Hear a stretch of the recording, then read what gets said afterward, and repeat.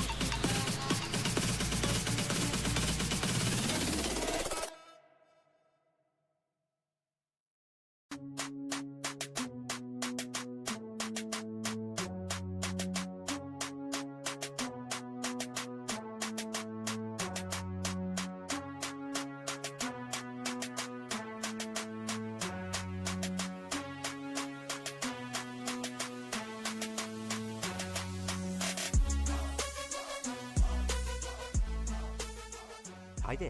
It's your second favorite DP right here, okay? No, that's Deadpool, you silly little Hufflepuff. Anyways, I'm gonna need you to shut up that pretty little mouth of yours and pay attention because the show's about to start, alright?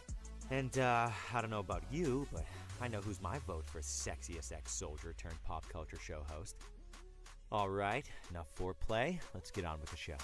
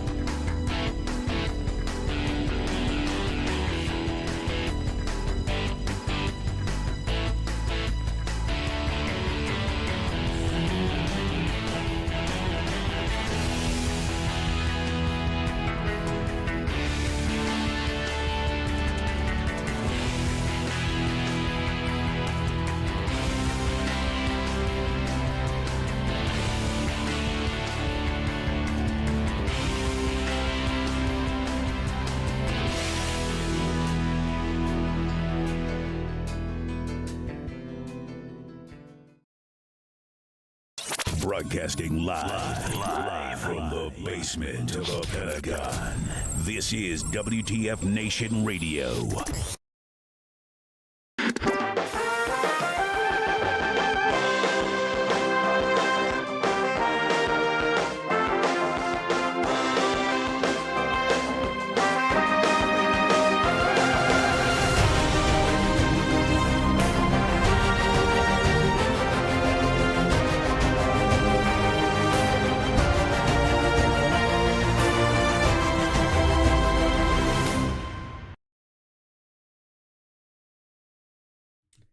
Hey, everybody, welcome.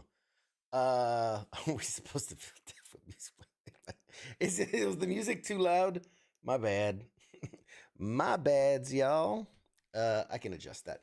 Hey, everybody, what's going on? Welcome, one and all. Today is April 23rd, 2024. This is episode 167 of Pop Culture Warrior, the show where I stay up to date on all the ins and outs of what's happening in pop culture so you don't have to.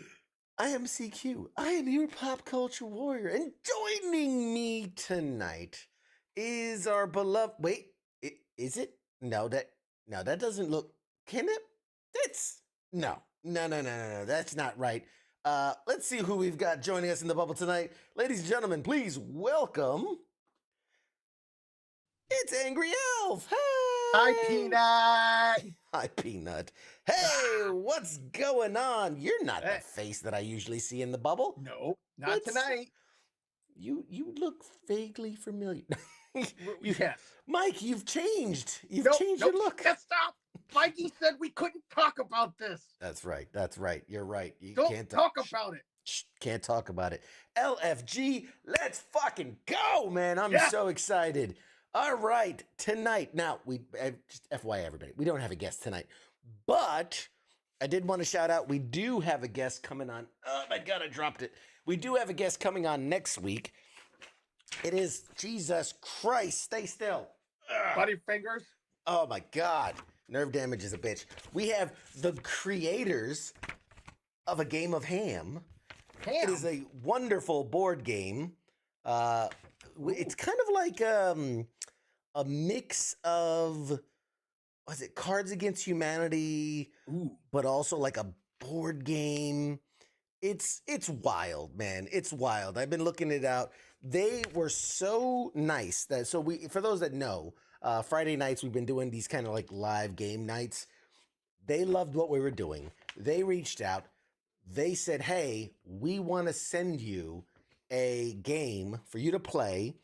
So they were very nice to send us one for free. We're going to play it this Friday night live on the channel. So stay tuned for that.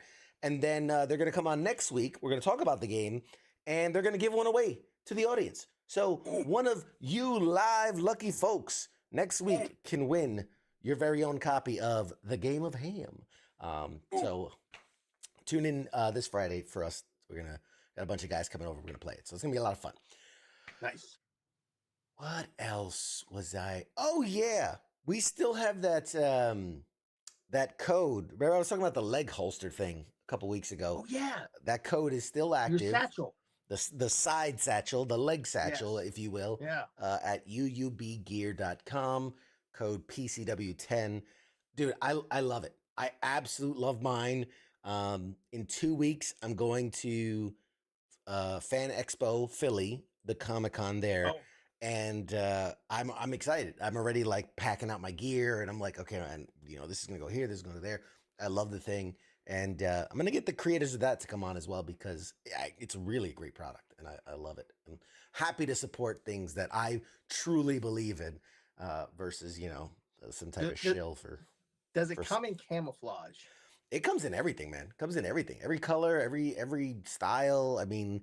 And I think you can even request stuff. Like if there's a certain thing you wanted to request, I think they take those as well. So, it comes in everything. Yeah, it comes in everything. What's up, guys? So real quick, hey Keith, what's up, Keith? How you doing? All right. Let's see. What's up? SUB guy, subby guy. All right, subby guy. I like it. I'll take it. Subby guy. What's up, man? What do you hear? What do you say from the sports bar? Thanks for coming in. Subby guy? Is he in the Navy? Is he a submarine guy? Subby. Yeah, could be. Let's see. Figures the week after. Yes, that's right. He says he's Angry Elf's buddy. Subby guy is Angry Elf's buddy. So there you go. Oh, I know who that is. And yeah, Keith, God bless Keith, man. I know you were in my neck of the woods, man. I'm sorry we couldn't get together, man. And of course, the week after, we're all set to go now. Um, Jeremy says present, not dead yet. Hey man, Good. that's what we can hope for. And then some dude named Juanito Ramos is in the chat saying, "Hey, what up, Waze?" Yeah, Is that that's him. That's him. Is that P Daddy? That's P Diddy himself. What's up, man? Let's see. Subaru guy. He says Subaru guy. The Subaru guy. I like it. Okay, so lots to talk about, man, this week. Oh my God. Where to even begin? What could possibly be the biggest thing to happen since we last were on air over the last week? I don't know. Yeah, something about like a prayer. Like a prayer. Madonna's trending for some reason this week. It's weird. I wonder why. Well, you know. All right. Well, ladies and gentlemen, we have been blessed. The Marvel gods have blessed us. They dropped the Deadpool trailer yesterday. The Deadpool and Wolverine trailer. It is there's Tacos. Hi, Tacos. It is phenomenal, amazing, incredible, crazy, astonishing, uncanny, wonderful, yes, ultimate. It's all of it, all wrapped in one. So we're going to play it, and then we are going to discuss, because I have theories that I want to talk. So without further ado, I have theories. I have lots of theories. Without further ado, the trailer for Deadpool and Wolverine. I told you, you're not welcome here. You're not welcome anywhere. Now get the fuck out of my bar. Just give me one more drink and then I'll leave. Hi, Peanut. I'm gonna need you to come with me right now. Look, lady, I'm not interested. All right, well, I'm sort of on the tick-tick, so upsy daisy. Here we go. Oh, whiskey dick of the claws. It's quite common in Wolverines over 40. You don't want this. Unless you want to take a deep breath through your fucking forehead, I suggest you reconsider.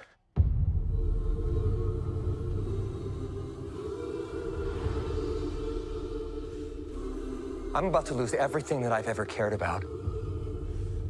Not my fucking problem. Is that what you said when your world went to shit? Come again. This Wolverine let down his entire world.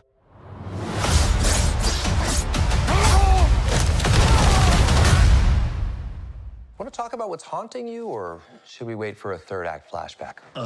Go fuck yourself.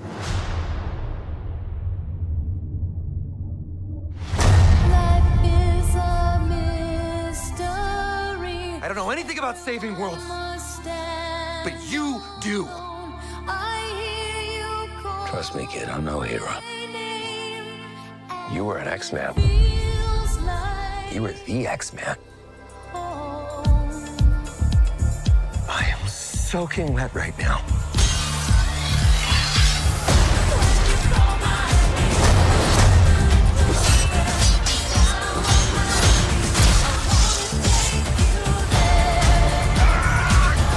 Boys are so silly. This is what I'm talking about. Big slow motion action sequence. Who knows if you live or die? Let's fucking go. Let's fucking go.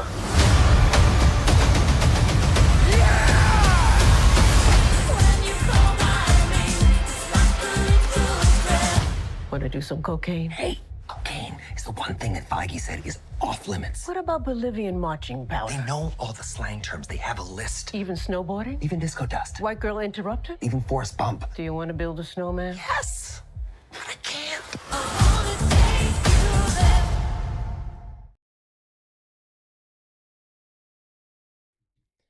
Hey everybody, we're back. It's saying Keith says the video is not broadcasting on the YouTube. That's strange. Oh, on the vertical YouTube. Well, sorry. Yeah, sorry about that. But in honor of that, I think you got something to share with the class. I do. I've got 6 of them. Okay, and I brought in. Oh, you got a friend over there.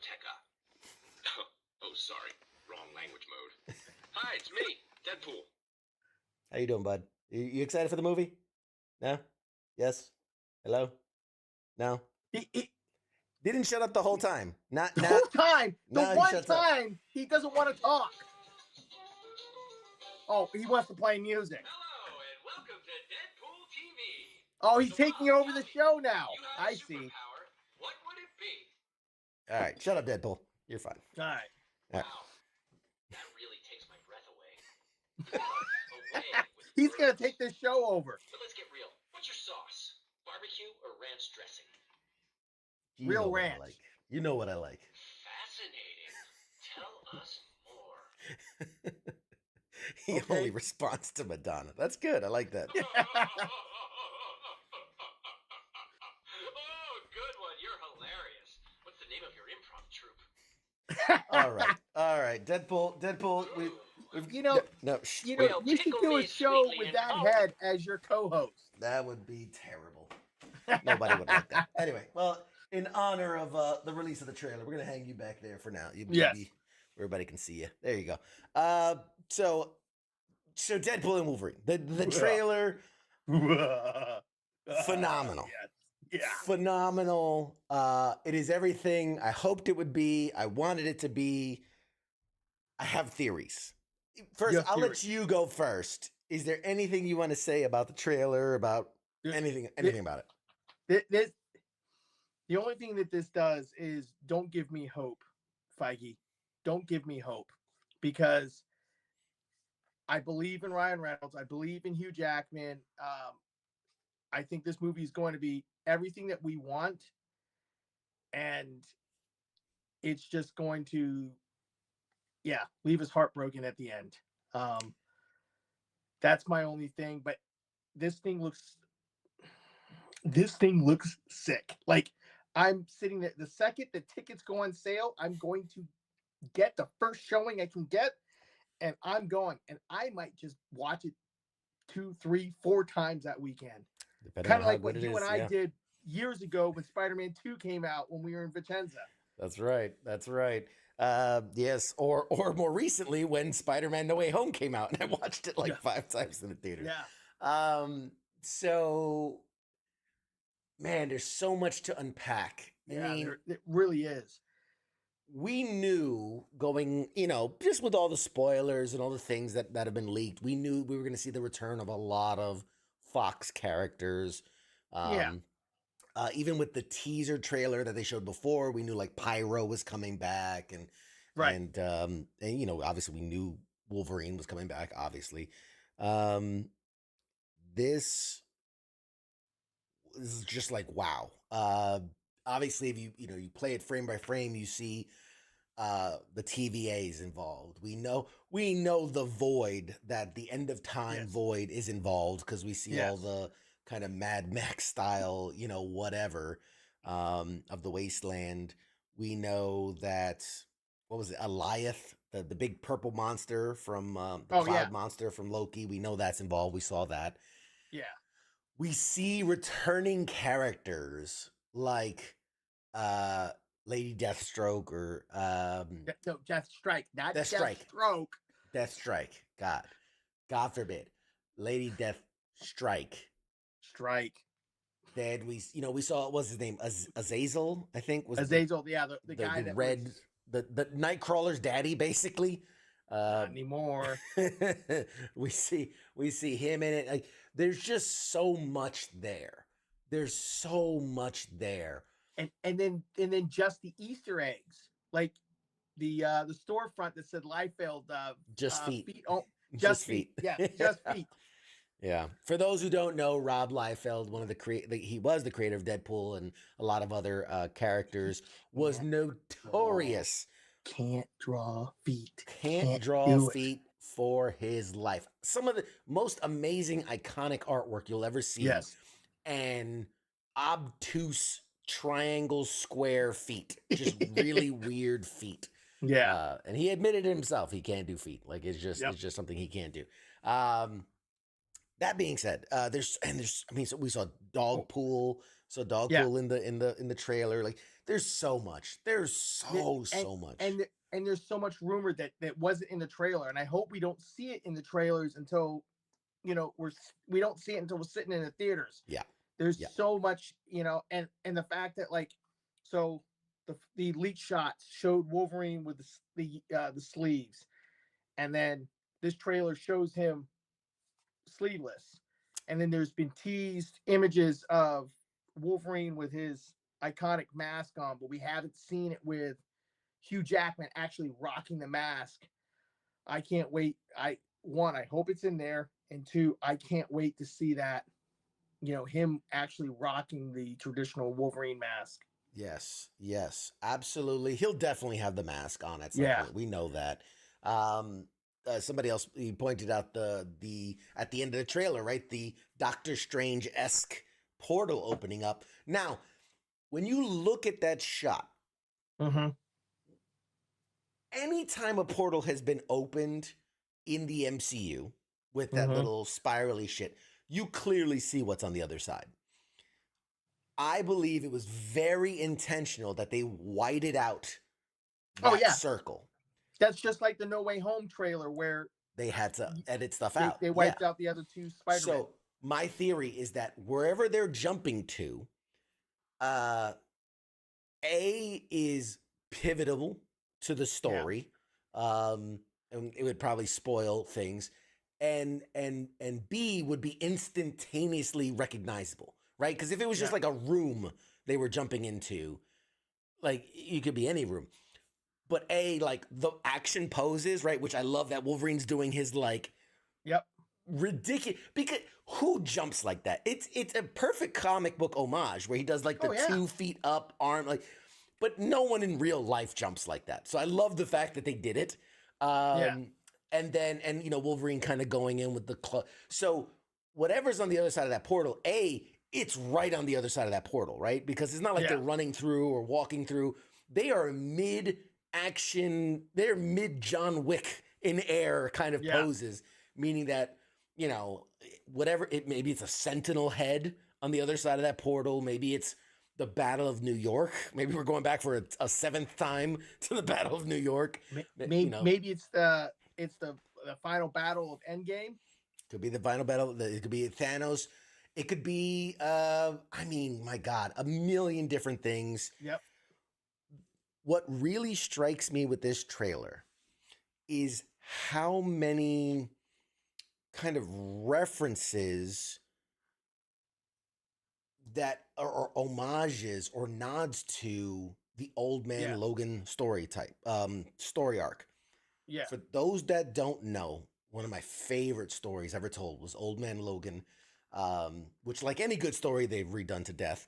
But the original Old Man Logan, we flash forward, 50 years into the future. Yeah. And we see Logan, and he's old, and he refuses to fight anymore. And basically, all the heroes lost. All the villains won. And it was... It was, if I remember, it was Mysterio, and it was tricked Logan, and he's the one that defeated. Yes. So basically what happened was, it was like the day the heroes fell, all the villains got together and basically killed off all of the heroes. And the X-Men were basically single-handedly taken out by Wolverine, who had been tricked by Mysterio to think he was fighting villains when instead he was slaughtering his own friends. And obviously, Logan, the movie, took elements of the Old Man Logan story. But I know a lot of people, again, it was a good movie. It wasn't a bad movie. But a lot of people who were fans of the storyline and you just knew they couldn't do it justice because they didn't have the rights to most of the stuff needed. But now that Disney has, 90% of everything, wouldn't it be really cool to backdoor an Old Man Logan story into this Deadpool movie? Go ahead. No, I was gonna say, I think that's what they're kind of alluded to with in that trailer, that what's his name? Mr. Paradox, the guy from the TVA. He this Wolverine freaking let his universe down. And that's what they kind of allude to, that. Well, there's a That's gonna lot be- of, but that's the thing. There's a lot of references to it, right? Yeah. I mean, not only does he look younger, like if you put up the Logan, what he looked like in Logan versus what he's looking like in this movie, he looks younger. So we know Yeah. chronologically this takes place before Logan does, and you know we know in the Logan story that they talk about how all the X-Men are dead, but they never really get specific about what happened and how it happened. But Yeah. so many references. The kind of wasteland is supposed to kind of look like, you know, the apocalypse version of what happened in Old Man Yeah. Logan. The Ant-Man skull, the Ant-Man helmet that Giant opens Man. up and it's there, or Giant Man, yeah. Yeah. It's Ant-Man being big. Yeah. You know, them using his head as a base. I mean, that comes practically straight from the Old Man story arc where Giant Man had fell in battle and now his like carcass is like a major highway, you know, because they couldn't obviously get rid of it. So like there's just so many references in there that makes me think it's gonna happen. I like the fact that they're using Cassandra Nova. Which they still haven't specifically said it is. I mean, the look, the choice. The only thing is the actress playing her is not old and crusty like she was illustrated in the comics, especially New X-Men when she was introduced. That's the only thing. But I'll give them a pass on that. We don't know because yes, in the comic books, at the time she's revealed, she's like practically elderly. But we don't know at what point from the timeline she is in this movie, right? She could be from a much earlier timeline. The other thing is, and I'm just throwing it out there, it could be the biggest fake out ever, right? Where it looks like Cassandra Nova and even some of the powers could be, but there are other people it could be, right? Because the only thing we've seen for sure is that the powers, she was able to kind of manipulate Wolverine. Right. Could that have been telekinesis powers? Yes. Mind control powers? Yes. Isn't Magneto's daughter also have the power of magnetism manipulation? I mean, true, but I mean, if you're going to use Polaris, why? I mean, I get it. They've done it in the past where they've left certain details out, and then you go in and to see the movie, and it is there. But you know, her green hair. I mean, would I be upset? Not really. I don't care. Am I going to really see the villains? No. How hard is it, right? Dude, opening scene, she's got the green hair. She ends up in the desert, and then she's like, "Screw this! It's too much to maintain," and she just like shaves her head. You know what I mean? She has a Mad Max moment. You know, and just goes, ah. Yeah, this is way too much to maintain, and just shaves it all off. You never know. I want to speculate on what cameos we're gonna get. Oh my God, all of them. I keep hearing that people are hoping, and I kind of along lines with it. Chris Evans shows up as Johnny Storm. Yes, not Captain America, but as Johnny Storm. Or there's some sort of like at the conclusion, there's some sort of meeting, or in Secret Wars, but Chris Evans meets himself a la Endgame, and instead of being America's ass, it's Johnny Storm meets Steve Rogers, and it's like, you look familiar. Yeah. Holy, that's one hot ass. I think that's a step too far. Just personally, I think that's going to, like, it's been done with the America on America thing. Yeah. But I do love the idea of like just a small cameo, the same way he did that cameo for what was it? The good, no, not the good guy. Free Guy. Free Guy. Where he did that cameo for Ryan Reynolds and Free Guy. I think you do a cameo and you just hear from off screen. Like, you don't even need him. You can literally take the clip of, the voice of the Fantastic Four movie of Flame On, and camera pans and it's Human Torch fully ignited. And, Deadpool like fucking comes in with a fire extinguisher. He's like, and he's just like, no, we're not doing that. We're not. And then So you never even see Chris Evans, but just that layer of fourth wall break, I think would be fucking awesome. But I think, hey, look, if Ryan Reynolds can get Brad Pitt to do a split-second cameo in Deadpool 2 for a cup of coffee, he can get Chris Evans to at least show up long enough to say flame on himself. Yeah. Fair point. So- What I'm real like, because oh my god, my brain is going a million miles a minute thinking about this.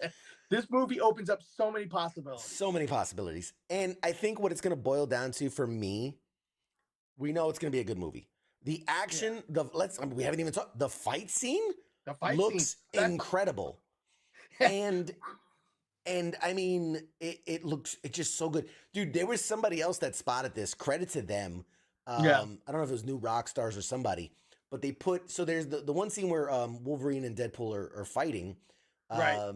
And you see Wolverine kind of slash at him, and he ducks, he dips and ducks and all that. They put a side by side. It's the Tobey Maguire fight scene when he's fighting Flash in the hallway of when he first gets his powers and Flash is like, ugh, and throws the punches, and Peter Parker's like, shoot, shoot. Dude, they put them side by side. It is frame for frame exactly the same. So they're even sliding in references that you wouldn't know if you didn't know. Like, that's how good the references are in this movie, that they're even referencing bro, when I'll send you the link to it, because it is, you're like, well, no, because, left, right, I mean, how much, the variation, no, man, frame by frame, the exact head movement, the same bob, the same weave, even the same editing cut, like the way it cuts to the other side, exactly. Oh, man, when I saw that, I was like, you know what, fucking kudos, man, god damn, that's just brilliant. Now, here's another thing. You know how everybody complains about trailers and they ruin all the good stuff?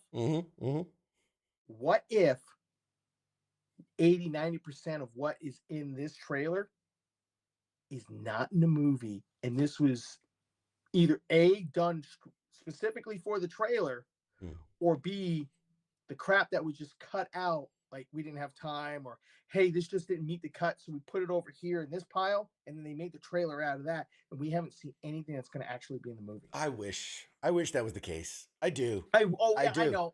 I wish that was the case. Dude, I know. There's a history, especially with Marvel. There's a history of them putting in scenes. Infinity War was one of them. Yeah, but and it goes both ways. So they've put in scenes that were heavily edited, so things were taken out. But they've also put in scenes that aren't in the movie. So, and I'm not just talking about Hulk was added to the running scene, but you look at what was Homecoming, Spider-Man Homecoming. Yeah. There in the trailer, you see Spider-Man swinging through the city with Iron Man flying. That's not in the movie. You see the Vulture kind of coming down that column and flaring out his wings.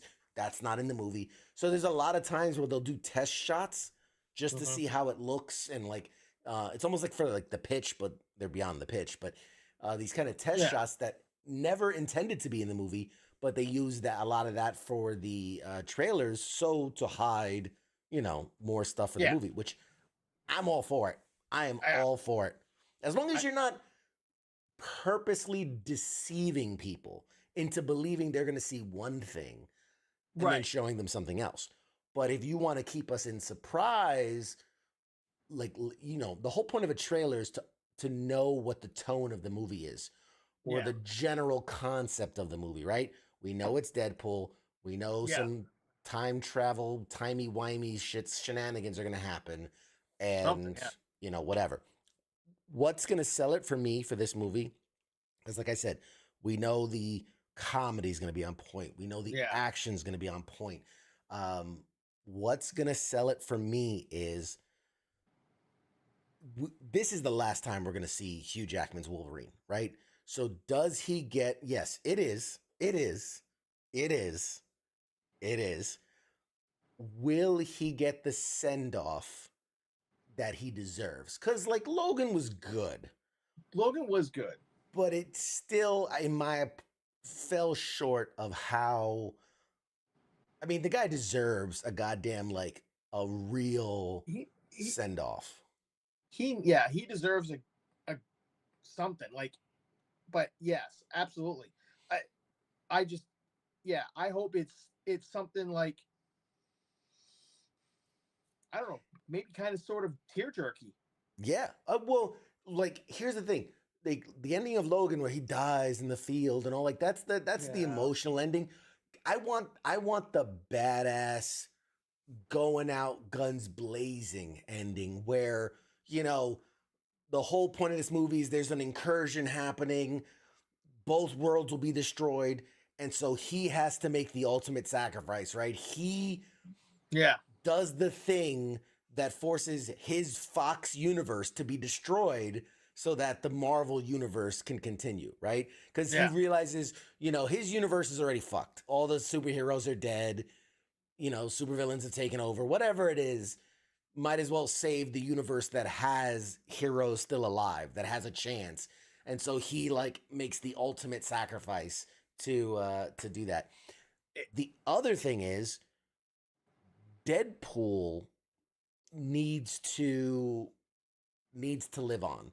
And this is where it's weird because we don't have any official word one way or another if this is the last Deadpool we'll see, you know. I don't think so. And the reason I say that is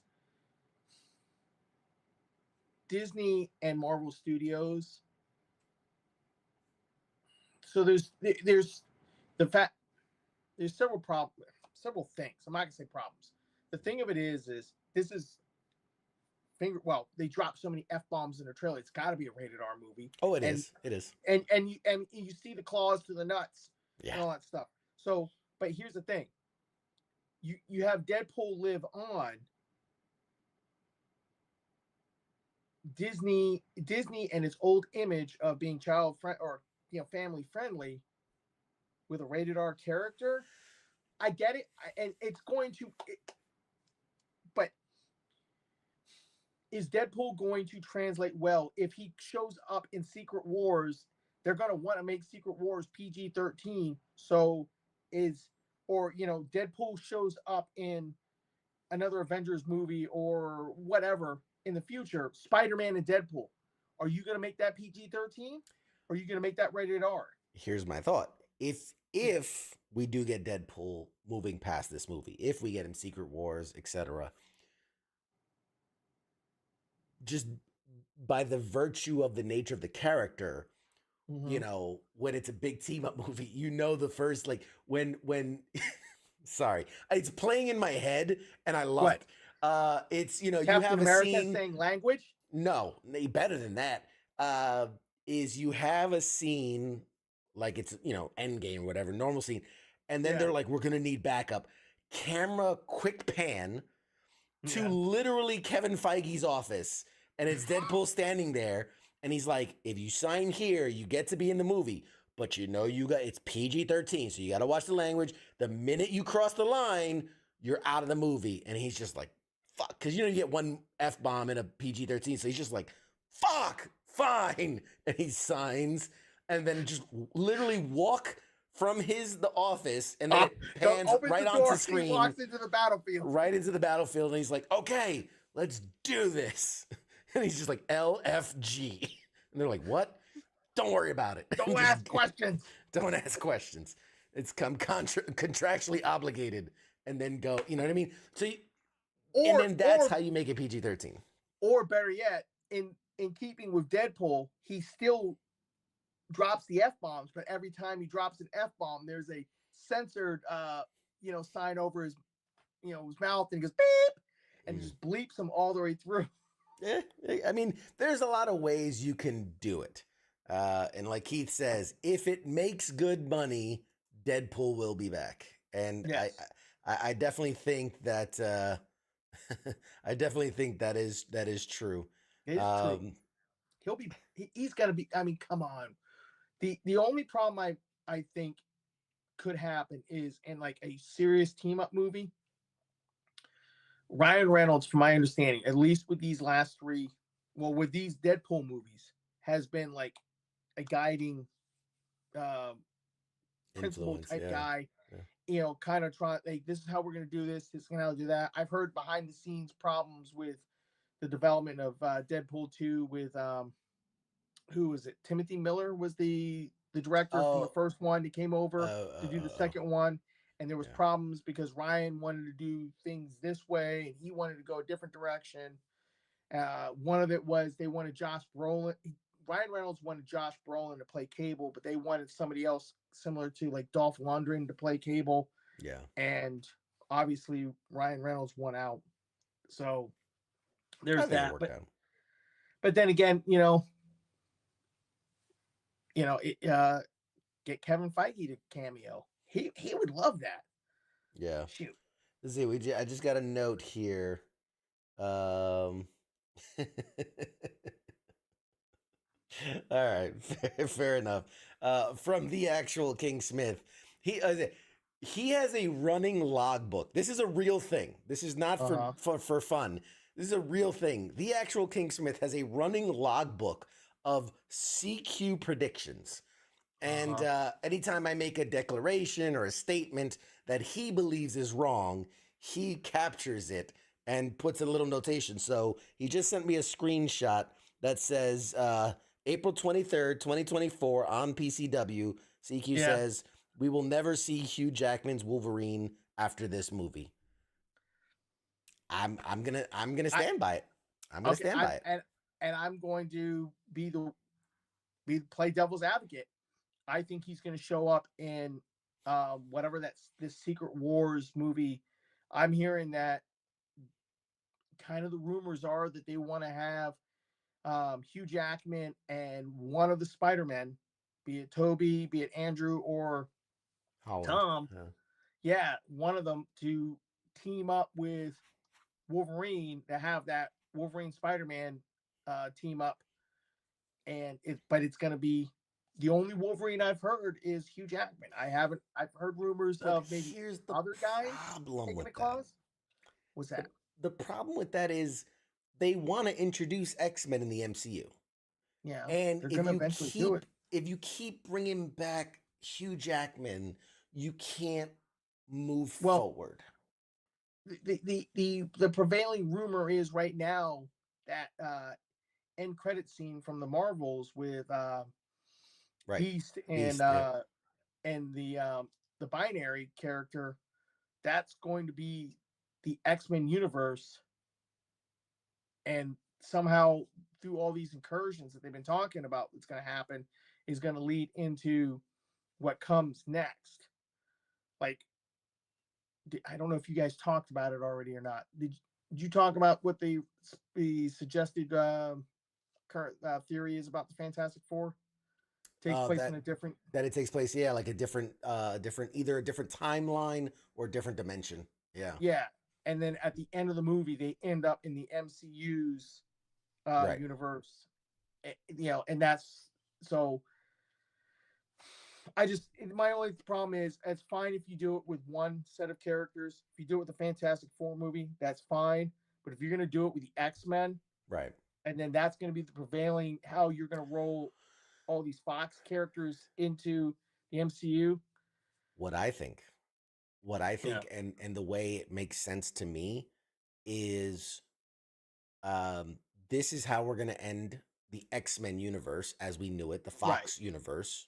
So we're going to end it, which we already know too. Like Jennifer Garner's Elektra is going to be in it. Yeah. So we know this is more than just the X-Men, right? It's the Daredevil universe, it's all those. So this movie will put an end to that. But it will open the door to if that exists, it's going to make it easier for, so the Fantastic Four is their own thing, right? Maybe the new X-Men is its own thing. And that's when you have that Secret Wars, secret whatever, the Kang Dynasty, whatever, is when all of that gets pulled together. Yeah. So it's not, in essence, it's not that Fantastic Four will jump over to the MCU and just like that, boom. But maybe the post-credit scene is them realizing, hey, something's happening or something's on the horizon, and that leads them into Secret Wars the same way an X-Men movie or or for all we know, which okay, you want to talk about wild speculation? Here you go. Here's my bold prediction, right? I know the NFL, they'll do bold predictions all the time. Here's my bold prediction. Get ready. Start writing. Start writing. Now, this isn't a guarantee. This isn't a CQ guarantee. This is a bold what if you will. What if the X-Men 97 series develops, right? And the reason we haven't been announced a live action X-Men is because they're going to pull, what was it in Star Trek they did it, where they went from like lower decks, was it? And they jumped to the real world Star Trek. They pull a move like that, where the X-Men 97 series, we fall in love, we were reintroduced, we re-fall in love with it, and it's a backdoor entry for the X-Men to jump to MCU. And here's the thing. X-Men 97 takes place when? 1997. The MCU is in what? 2026, 2027? Something They're like a couple that, years, yeah. they're a couple years ahead of us. Yeah. So the X-Men that we see, assuming that these timelines are kind of running similar, that's what, 30-ish years later? Mm-hmm. That explains why but yes, I've heard that theory that X-Men 97 is going to make the jump from animation to live action in some way, shape, or form. And that Beast that we saw at the end of the Marvels is the Beast from X-Men 97. Hank McCoy and they just happen to use Fraser. What's Fraser's Kelsey Grammer. Kelsey Grammer, thank you. They use Kelsey Grammer, but that is the whole. I'm okay with it. I kind of like it if done well. Because there's two issues with that. Yeah. Because like you said, if we're jumping 97 to 2020, whatever, 30 plus years. Yeah. You need an all new roster, because you can't have a 50-year-old Rogue or 60-year-old Rogue. You can't have a Beast, I think can pull it off. Wolverine can pull it off because it doesn't age. But like Jubilee can't be 52. You know what I mean? But here's the other thing. Mm-hmm. How old are the Marvel characters? They're all in their 50s. How old is Peter Parker? Oh, Peter Parker in the MCU is what? He just finished high school, so 18, 19? Right. But what I'm getting at is, how old is Peter Parker in the comics? Peter Parker was introduced in the 1960s. My God, in the comics. Yeah, but again, depending on where you're at in the comics, he's like mid-30s. But yes, exactly. But what I'm saying is, the jump from animation to live action doesn't mean, it doesn't mean that they're gonna, that timeline. Actually, the other thing is that doesn't mean the timeline follows. Mm-hmm. You know, for every 5 years in the MCU is 2 minutes in X-Men 97. Mm-hmm. You know what I mean? So, yeah. Or the other possibility is it is a kind of a Back to the Future moment where they step through, and let's say they're X-Men 99 now, right? It's been a year or two since the series. Yeah. But when they step through, they are shocked to be in the future. You know what I mean? Like, because we've known through like the TVA, time is kind of meaningless within the confines. So there's nothing to say that they need to jump forward 30 years. They can literally step through from 1997 to modern 2027. And think about how much fun you could have with that in the like, what is this technology kind of thing, Oh yeah. Wolverine getting frustrated at every like Alexa device, or Jubilee getting upset that there's no more malls. Yes, she's definitely. Yeah, and yeah. So he's like there is a case that Wolverine's wearing kind of the old school X-Men look, as it were. But yeah, I don't know. It just, who knows? A lot of speculation. I'm excited to see what they do. That's my whole thing. This movie, I think more than any other, is a very important pivotal moment, a pivot point even for Marvel to get back on track for them to say, "Hey, we hear you. We see what you want. This is it." You know, and you can still do those other things, but get back to why we love it. And you know, with that being said, because this was introduced, this trailer was introduced at what, CinemaCon a couple weeks ago. Mm-hmm. The other trailer that was introduced was Captain America 4, because and the fact that there's a scene with Harrison Ford and Anthony Mackie, and you know, Harrison Ford's character, President Ross, saying, "Hey, I want you, Captain America, to reintroduce the Avengers, rebuild the Avengers." And I think that the simple fact that this movie's been delayed, what, a year and a half? And Which one, the Captain America 4? Yeah. It's been, but they're like going back and kind of tooling it. Yeah, I think doing they're a lot of retooling reshoots. it to kind of work into some of these other things. Yeah, they're realizing that, you know, certain things were not what people wanted, and so they're trying to make changes so that's for the betterment of the movie, which is good. And the betterment of the whole storyline in general. Like, one of the things we loved about the MCU from the very beginning is how everything's connected. Yeah. But I feel like we've lost a bit of the way in that everything was connected, but each movie stood on its own two legs and only made vague passing references. You know, it was the idea of like everything's within the same universe. But I live in the same universe as you, but outside of this show, it's not like we see each other or hear about each other, right? No. So it was this idea like that in the background there might be a news clipping of something that's happening in another city. But every movie stood on its own 2 feet, and I feel like we've kind of lost that, and that like everything has to tie into every line of dialogue has to have a meaning to some other thing, and it's like you don't have to do that. But they really haven't tied in. Like, you know, like the biggest complaint that I've heard is the Eternal that shows up at the end of the Eternals, or not the Eternal, that the Celestial, the giant being coming out of the ocean. The Celestial that's coming out of the Indian Ocean, and that movie premiered in what, 21, right? Here we are in 2020. Here we are in 24.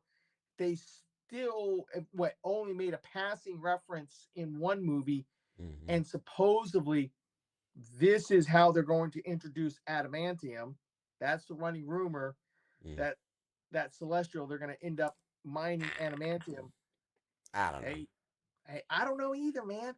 All I know is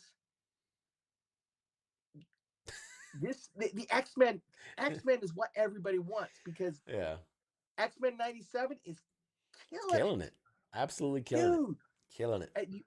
The only problem I have with the X-Men 97 is, and I hope this is payoff by the end of the season, they are jumping through storylines faster than you can like realize what's going on. Yeah. For those that don't know, like each episode of X-Men 97 is the equivalent of like 2 or 3 years worth of comic books. Oh yeah. Like they're just cooking. Now, don't get me wrong, because they're pulling the best of the best. Yeah. It's like if you took 3 years of comics and squeezed it, and they got that juice, and like that juice is the episode, and it's perfect. But they are burning through it at a lightning pace. But again, it makes me feel as if they are hurriedly trying to get somewhere. As if they're trying to get to a head, to a point where something could happen. You know. Who do you think's the big bad for this season?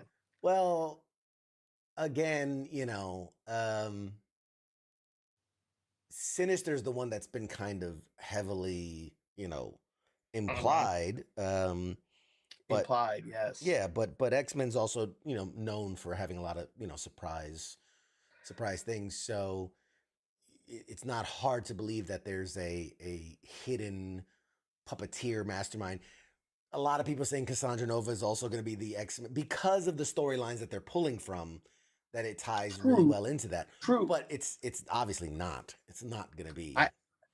I had a buddy of mine that was saying it was this one character. I was like, no, I didn't really like it. And then I forget this guy's name, but I watched a video and this YouTuber broke it down. He's saying that in that 3-part finale, it's going to be introduced. It's Baston is the big bad that's been kind of orchestrating everything. And that's going to be, the big bad that they fight. I also think tomorrow's episode, because of the title, and we've started to realize these titles are not just random titles. No, they have very important meaning. Mm-hmm. The title is Bright Eyes or Bright Eyes. Mm-hmm. Do you know what do you know who that references? Cyclops. Close. Cable. Rogue calls Cable Bright Eyes. That's right. When they the first meeting back in the animated series. I think this episode, at least an element of this episode, is going to tell the story from when baby Cable went into the future. Yeah, what happened to him? What happens to him? It gets him to the point of where he is in episode 5. Yeah. It's a very Back to the Future, to keep using that reference, a bit back to the Future, where we saw him. Now we're going to see him, how he got there and what happened and where he went, and kind of that time travel back and forth. Yeah, I could totally see that. I could totally see it. And I also think that these last couple episodes are building too, because you saw who you had to bring back Professor X, obviously. Spoiler alert. And then I really think this episode's going to tie everything together. And then when we open up next week's episode to begin that 3-part season finale, it's going to be just balls to the wall. I got theories. I don't think Magneto's dead. Yeah, I mean it goes back to the old storytelling kick of where, like, if you don't see a body, he's not dead. But who was in Magneto's arms during that battle? Yeah, the Morlocks. Yeah. Which Morlock? I don't know their names. Leech. Okay. And what's Leech's powers?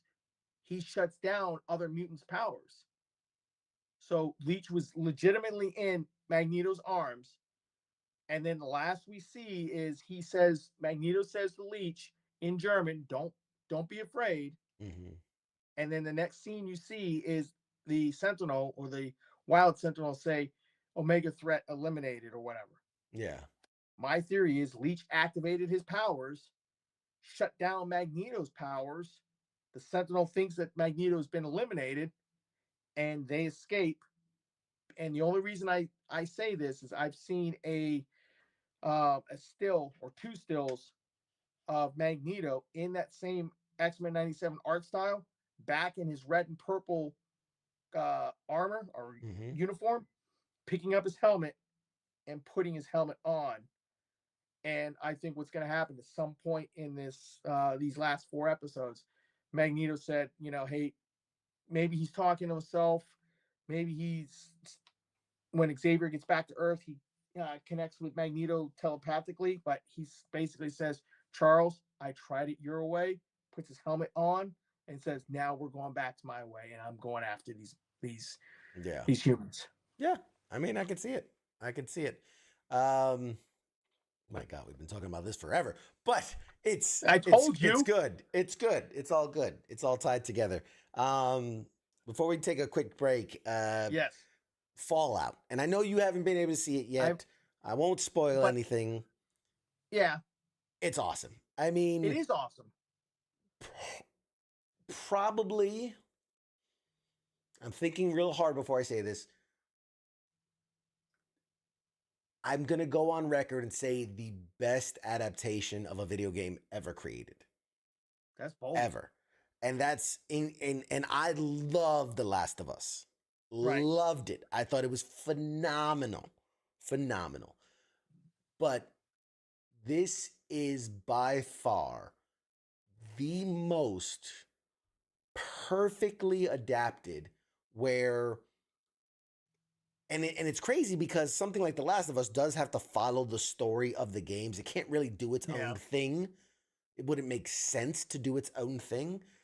But Fallout is just perfect that you can tell this story without actually following a story, right? You get to create a whole new story, but within the confines, because every Fallout game is a different story just set in the same universe. So this was perfectly set up. It would be as if you made, like, we're going to make a Super Mario movie, but Mario and Luigi aren't in it. And it's about fucking Princess Peach hair day. You know what I mean? Like, it wouldn't make sense because you're like, well, it's a Super Mario. We want to follow the Super Mario story. So I just, the costumes, the props, the writing, the settings, the story, the humor, the balance between like seriousness and ridiculousness and how it kind of teeter-totters back and forth, you know, the real heart that's in it, the just everything. I love the fact that because the player is the person that determines the player's style, right? Am I going to be a good guy? Am I going to be neutral? Am I going to be a bad guy? I love the idea that they made 3 protagonists and it's essentially 3 different play styles in that the ghoul he's the bad guy. Well, he's not even a bad guy. He's just anti-hero. Yeah, he's the morally I don't give a fuck anymore. I just don't care. And just does what he wants. And then you have obviously Lucy being the I'm going to do everything perfect. And then you've got that middle ground in Maximus who's just like, I'm going to do the right thing, but because it's going to benefit me, right? Because I want to be, he's almost like a crooked cop where he's like, I'm doing the right thing, but I'm doing it for selfish reasons. So he's that, middle ground. I think it's so good. It's so well done. And I'm excited because they just announced season 2 has officially, we all knew with a show like we knew there was going to be a season 2, but it's now officially in the books. It is going to happen. Amazon has said, yes, season 2 is coming. And without spoiling anything, it seems that we're going to get to experience New Vegas as a possible, because it's not even like it's speculative based on the ending and everything that New Vegas might be a place we get to visit and experience. I love the fact that there was a lot of really good cameos where there are obviously people you're like, I know that guy, but they didn't take away from the story. It just was like a nice little thing where I think very much like in the world of Fallout, a lot of celebrities have done voices in the games. Yeah. So I thought it was just like a really fun way to do that, where instead of just being a voice, they actually got to be in it. And funny enough, I was reading an article with one of the producers or creators or whatever it was, and they're asking him like, hey, have you had a lot of your Hollywood friends start hitting you up for season 2? And he goes, yeah, man, you wouldn't believe how many people come out of the woodworks when something's good. Something's good. Yeah. And he's like, and he goes, apparently a lot of these people are fans of the Fallout series and now want to do it. And he goes, the most memorable one, Aaron Paul, who was Jesse Pinkman in Breaking Bad. He was it science bitch, Mr. White.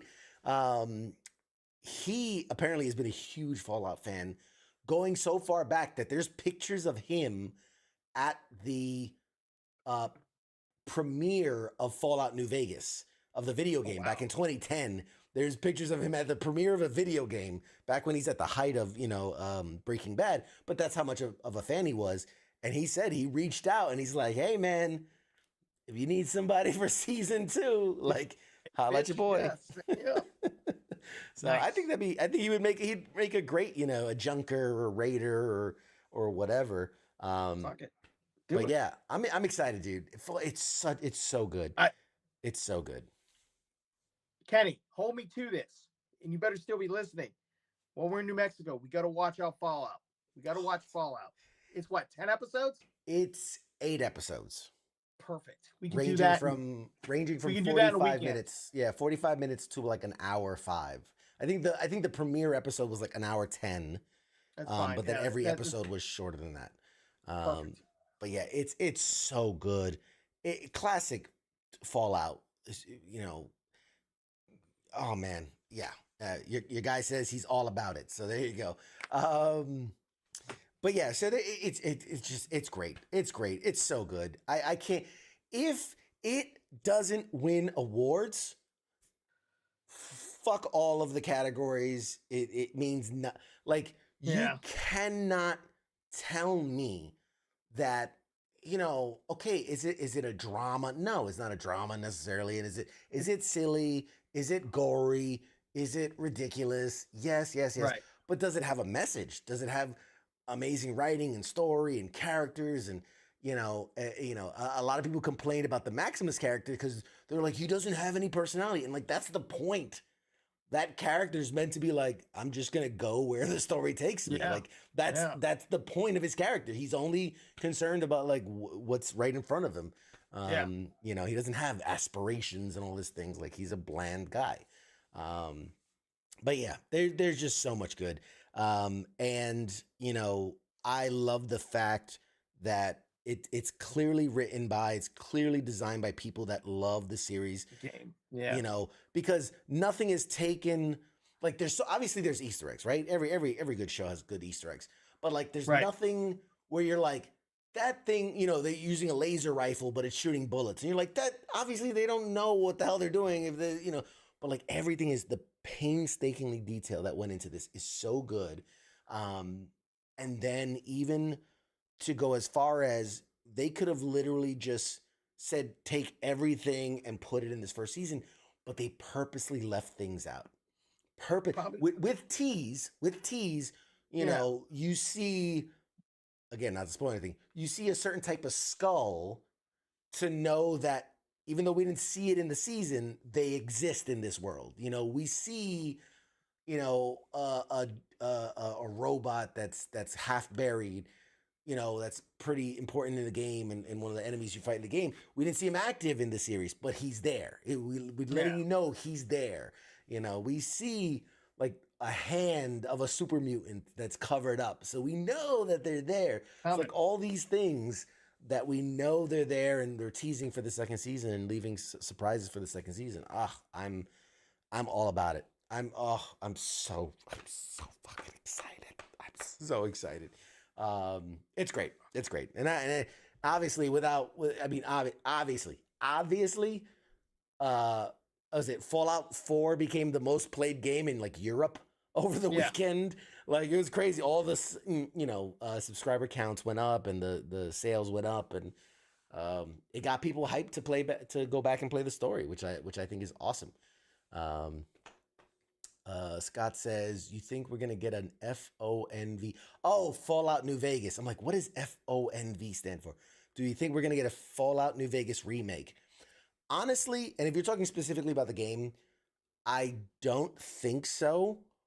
But what I want, more than anything, Fallout 1 and 2, but made in the style of the current day Fallouts. Because for those that don't know, starting with like Fallout 3 is when they went to that kind of 3D style map and before that, Fallout 1 and 2 were like this kind of top down mouse clicky, move your character through the dungeon kind of game.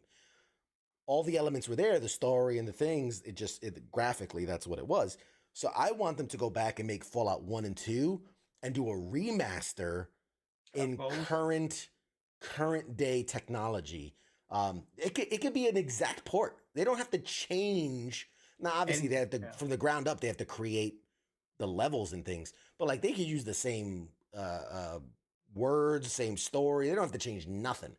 Just give it to me so that I can play it like a shooter instead of a point and click, and I'm with it. I'll pre-register the shit out of that for sure.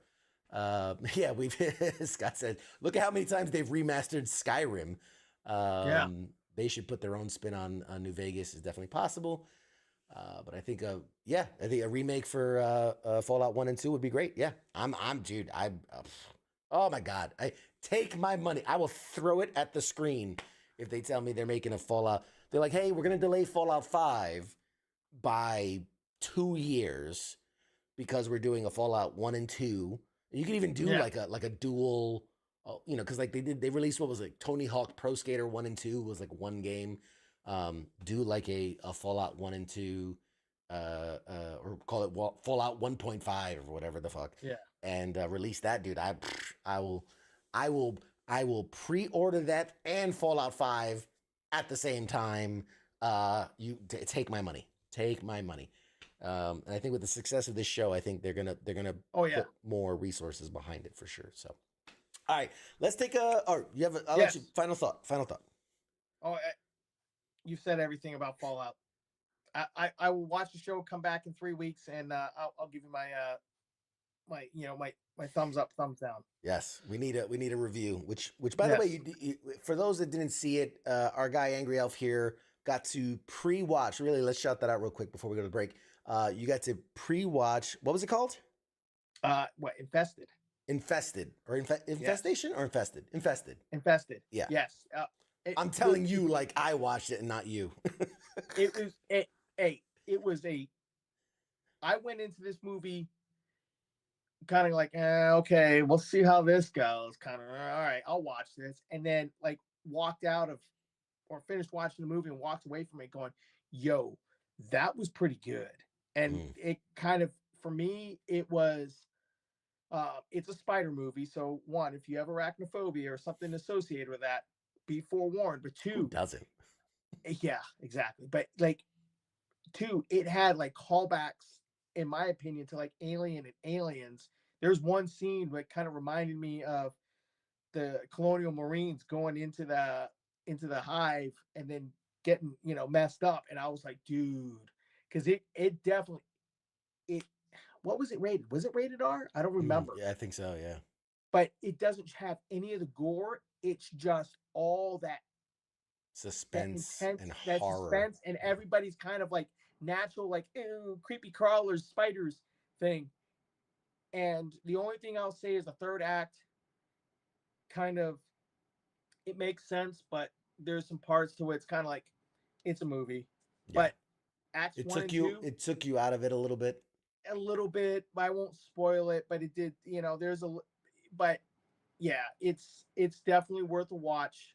The only thing I'll tell you is if you're not a big subtitle reader, because it is in French, unless you're a French speaker, it is in subtitles, but it is good. It's real good. I think it premiered on Shudder, which is the horror streaming service. The horror channel. But so our guy and you wrote a phenomenal review. If you guys want to read the review, it's up on the page. But you wrote a really great review for that, so we appreciate that. We also had the actual King Smith and Nemo got to go to see an early preview of, what was it, like Gentlemanly Warfare or something like that. Ministry of Ungentlemanly Warfare. And they got to see an early preview of that. We put the review up on the page as well. So man, we're getting out there, and we've got people going to conventions this weekend, next weekend. They're going to take pictures. They're going to put it up on the page. So we've got force multipliers out there, man. You guys are the best. You're the reason we get to do all this cool stuff. And the more our team and our people do, the more we're going to get to do. So very excited for that. So let's take a short break. Yes, please. 5 minutes or less, and then I got some news I want to talk to you about, because I know a couple things that are near and dear to your heart. So I got some stories just for you. Well, let's fucking go. Let's fucking go. All right, guys, we'll be back from a short break. After the break. Sure, in a few short minutes. All right.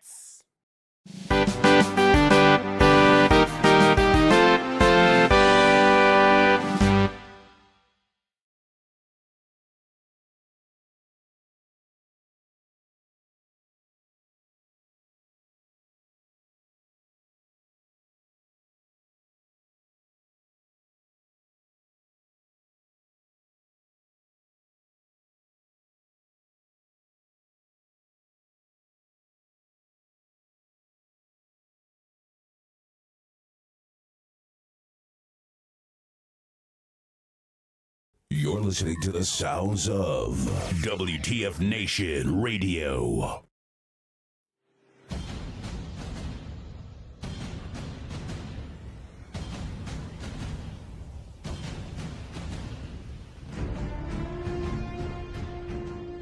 Hey, you there? Yeah, it is right, you. Let me ask you something, alright? Where the hell do you think that you're going? Oh, what do you think because the show's going to commercial that means you get to just walk away? Well, CQ asked me to pass on the little message, alright? And it says, I'll be back.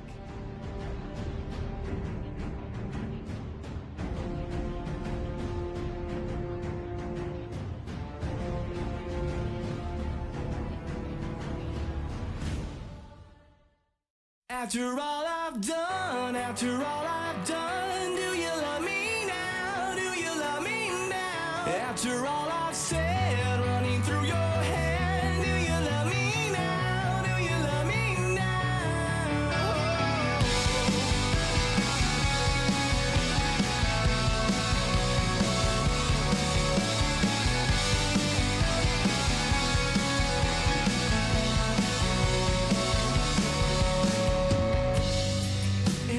told you everything, I bet you cry and run away.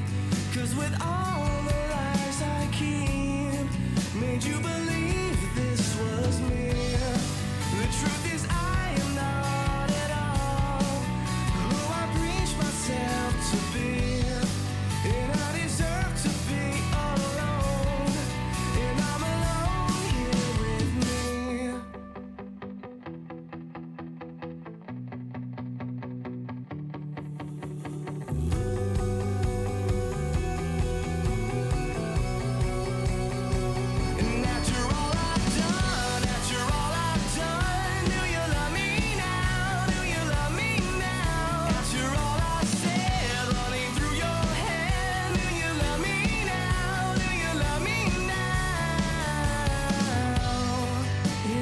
Told you everything, I wonder if you would believe that with all the ways you've tried, I couldn't change my selfish needs.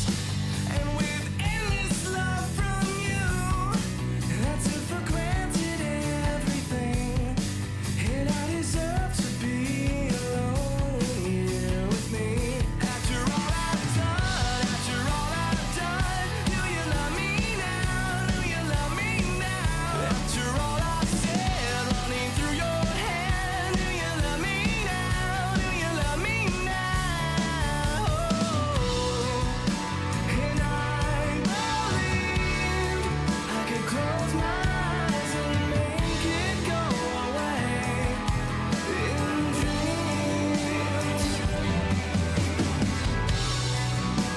And honestly, I could die and take it all away from me. After all I've done, do you love me now? Do you love me now? And after all I've said, running through your head, do you love me now? Do you love me now? After all I've done, do you love me now? After all I've said, running through your head, do you love me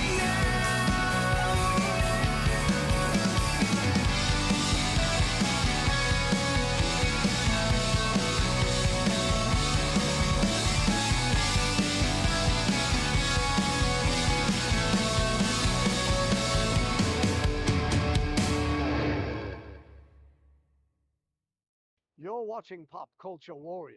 The force is strong. They have the high ground.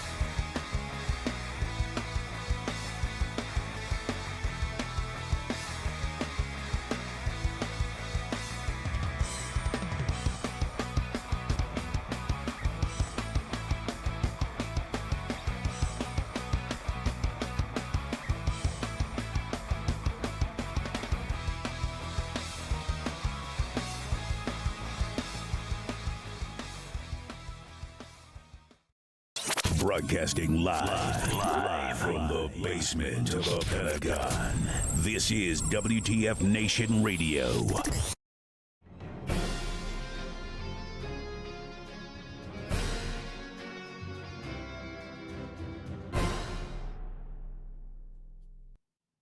Hey, everybody, we're back. It's me, CQ. It's him, Angry Elf. We are back. We are live. If you're watching on the vertical YouTube, you got to see just us. You got to see more conversing. Yeah, you got to see more than you bargained for. Let's say. I want to apologize on behalf of my co-host for the indecent exposure you definitely got to see behind the scenes. Yes, you got most of the behind of the scenes. So anyway, where'd we leave off? Yeah, okay. Oh, so you have some news. Yes. So just real quick, we did cancel him twice. You've been canceled. Sorry, man. And with that, there goes Angry Elf. Bye. No, you can't cancel me. Okay. So real quick, just because I'm a big fan, The Boys is finally coming back. Season 4, June 13th. Super excited. Yes. We are just 2 months. Yeah, about a little less than 2 months, a little less, month and a half from new episodes of The Boys season 4, which I'm super pumped about, while also being bummed because obviously the Gen V version has been put on indefinite hiatus, being that one of the main characters died in real life. That's kind of a bummer. Obviously more for him and his family than it is for us, but it is what it is. Steven from the West Coast saying hi. Hi, Steven. Thanks for joining us. Yeah, I love The Boys. Yeah, I love The Boys too. Yep. Boys, yes, that was The Boys. The Boys is the best. The Boys is the best. And again, phenomenal adaptation. Phenomenal.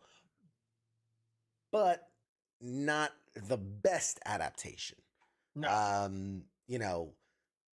Props to like Walking Dead for really knocking it out of the park. Obviously, the longer they've stayed on air, the more they've deviated from the source material. Yeah. It happens. You do 52 seasons, you tend to deviate from the material. But The Walking Dead did it really good up front. Obviously, Invincible is incredible. I mean, purely adaptation, Invincible might be the best thing adapted just because of how... But again, I think it's easier from comic book to animation, right? Oh, yeah. Oh, a la absolutely. X-Men and Batman and Spider-Man and all those. Because it's easier because you can, like, especially in superheroes, you can depict superpowers. I mean, it's all you're going from is still pictures, to moving pictures. Yeah. To moving pictures with when sound. You go exactly with sound. But when you jump from the comic page to live action, it becomes a challenge. I mean, just take Spider-Man, for instance. Look at how we've had, just speaking with movies, we've had 3 iterations of Spider-Man, right? And with each one, at least visually, they got better. Like that opening sequence to Amazing Spider-Man 2 was mind-blowing, So I'm with it. Yeah. Keith, we're gonna have to talk about this. He says, I'm still partial to The Rock's version of Doom, which I don't think I've ever heard someone say they like The Rock's version of Doom. Do you remember that? Do you remember that? Yeah. I do remember that. Vaguely. I'm trying to remember when the last time I watched it, and I think that was 2006. Yeah. I think I watched it. It is, I don't want to say the worst adaptation I've ever seen. We should do a poll of like, what's the worst adaptation? Because I think like everybody that remember the Mario Brothers, like the 87 Mario Brothers, was pretty bad. Nah, it wasn't 87. That was 90 something. But yes, 90 something. Yeah, because that was John Leguizamo. Yeah, like 96, 97. And Bob Hoskins as Mario. Yeah, that was bad. That was about as far a departure from the source material as I think I've ever seen. I'm trying to think what would have been a word. Catwoman, Halle Berry's Catwoman. That was just straight. That doesn't count. That was Doesn't straight. That was count? straight. No, I say it doesn't count because it's so far departured. That's only in name only. In sort of costume. She had cat ears. Yeah, know? that's almost whip. fan fiction. It was. I mean, if Electra's we're gonna movie. do this if we're gonna do this poll, you got to do worst video adaptation or video game adaptation, and then worst comic adaptation. Yes. You know what I mean? Okay. Oh, we got some comments coming in here. It says, okay, I'm gonna be honest. I like Keith Urban in Doom, not necessarily anyone else. Scott says Halo worst adaptation. Halo. I don't think it's the worst. Because here's the thing. At least you still have a Master Chief. He's still somewhat armor looks legit. You have the beats, the right aliens, the right technology. Maybe not the story doesn't line up, but I feel like there's parts in there that are a good adaptation. I will tell you this with Halo. I watched the first season all the way through. Every week it came out. I watched it, and it was, and then I tried to watch one. I forgot that Halo had season 2 had started. Got told that it was, oh yeah, it's on air, and that was around when episode 5 dropped. And then recently I tried to binge it because it was all out, and I got through second episode. I'm like, sorry, I can't do it. Maybe in the future I can get back to it, but I was like, nope. It was too boring. Heath says The Dark Tower, hands down, also the worst movie ever. I mean, y'all using some heavy words, worst ever.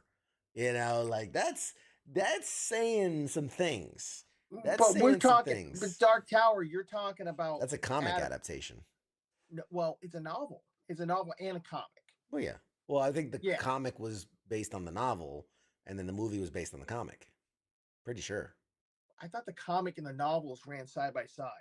I don't know, man. They told different aspects of the story. I don't know. I never read a single thing, and that's why, like, when The Dark Tower came out, I had zero interest. I was like, I never read the comics, never read the books. I like Stephen King, but the problem is Stephen King writes 6,000 page novels. Yeah. Okay, here we go. Another vote. Worst video game adaptation: the Resident Evil TV show. The Resident Evil TV show. So I heard that. That was the Netflix one, right? Yeah. Yeah. I heard that was pretty horrible. I watched all the Resident Evil movies except for the last one. By the time the last one came out, it was. Yeah, it was borderline insane. Alita Battle Angel. I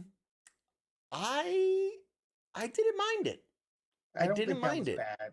I didn't mind it. Was it a faithful adaptation? Definitely not. But I didn't mind it. I was okay with it. Yeah. Yeah. No, because it wasn't that bad. Yeah, I thought it was all right. But yeah, I love this. Netflix Resident Evil had Lance Reddick too. Yep, it did. All right. Anyway, totally got off sidetracked on that one, but great conversation, really good. Keep it coming. If you guys got more examples of really good or really bad adaptations, please let us know, because I'm curious now. My brain's spinning on that. I got to move on, otherwise I'll do this. Street Fighter. You know what? Say what you will. I loved the corny Street Fighter that they put out with Jean-Claude Van Damme and all the rest of them. It was meant to be campy, right? Yeah. But as an adaptation to the source material, no, it was not a good adaptation.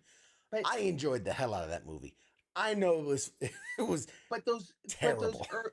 But those early games, I mean, they had a storyline, but it was a loose storyline. Yeah, if anything, at best. Yeah.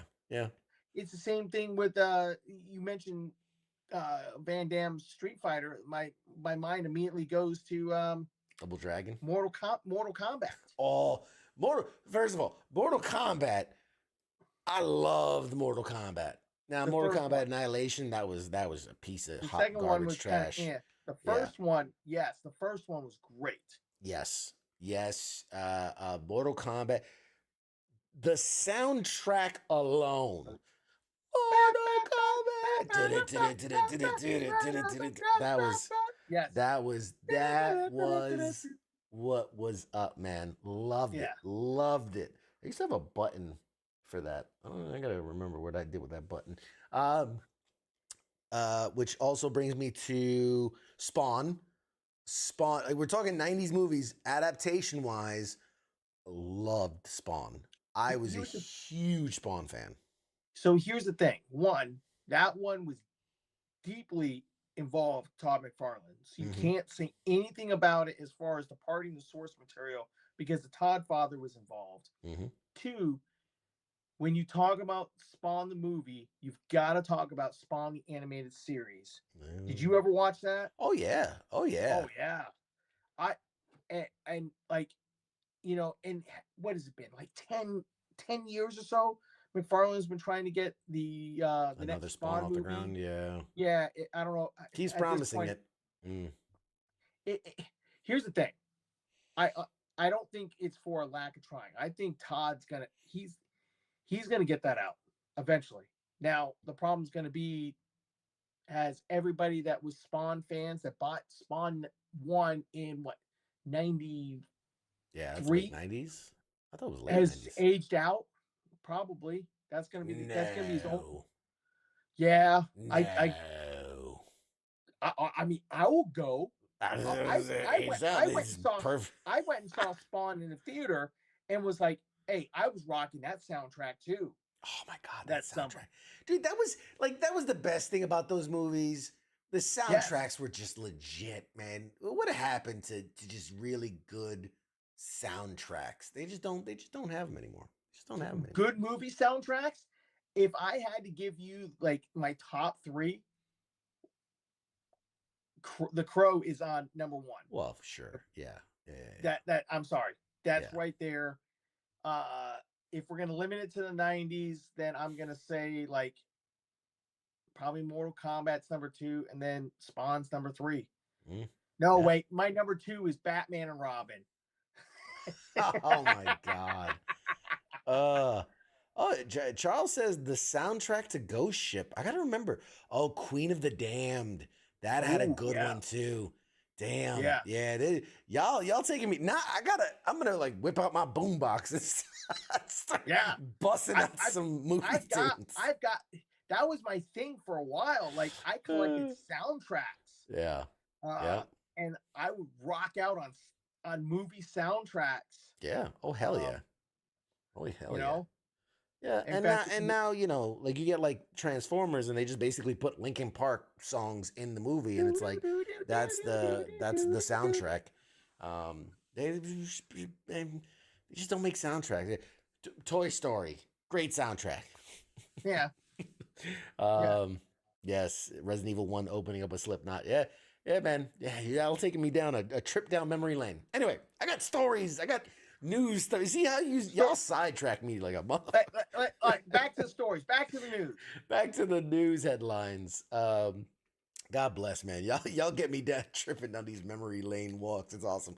So, specifically for you, Angry Elf, I know how big of a fan of you this are. So, bear with me. It's gonna tie together. I promise. Yes. Sony is in talks, apparently, to buy Paramount Pictures.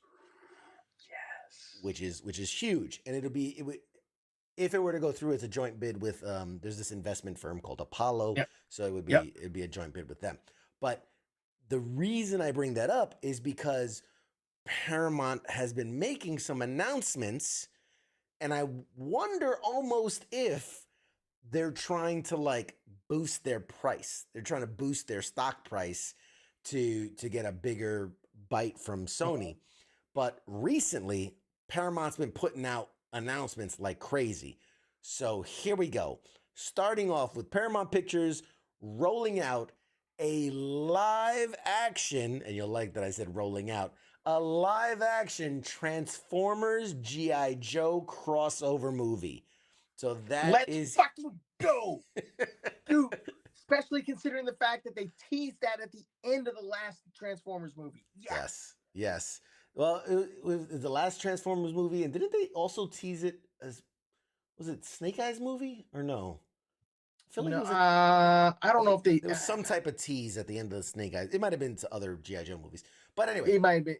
But they definitely teased at the end of Rise of the Beasts. Yes. So GI Joe crossover with Transformers. There was during the CinemaCon in Las Vegas the other week. Paramount Pictures president and CEO Brian Robbins also announced that Lorenzo di Bonaventura, the prolific producer behind the studio's toy-based blockbuster Transformers franchise and the GI Joe films, has extended his deal beyond the upcoming animated movie Transformers 1, which trailer's out there. I should have grabbed the trailer for that one.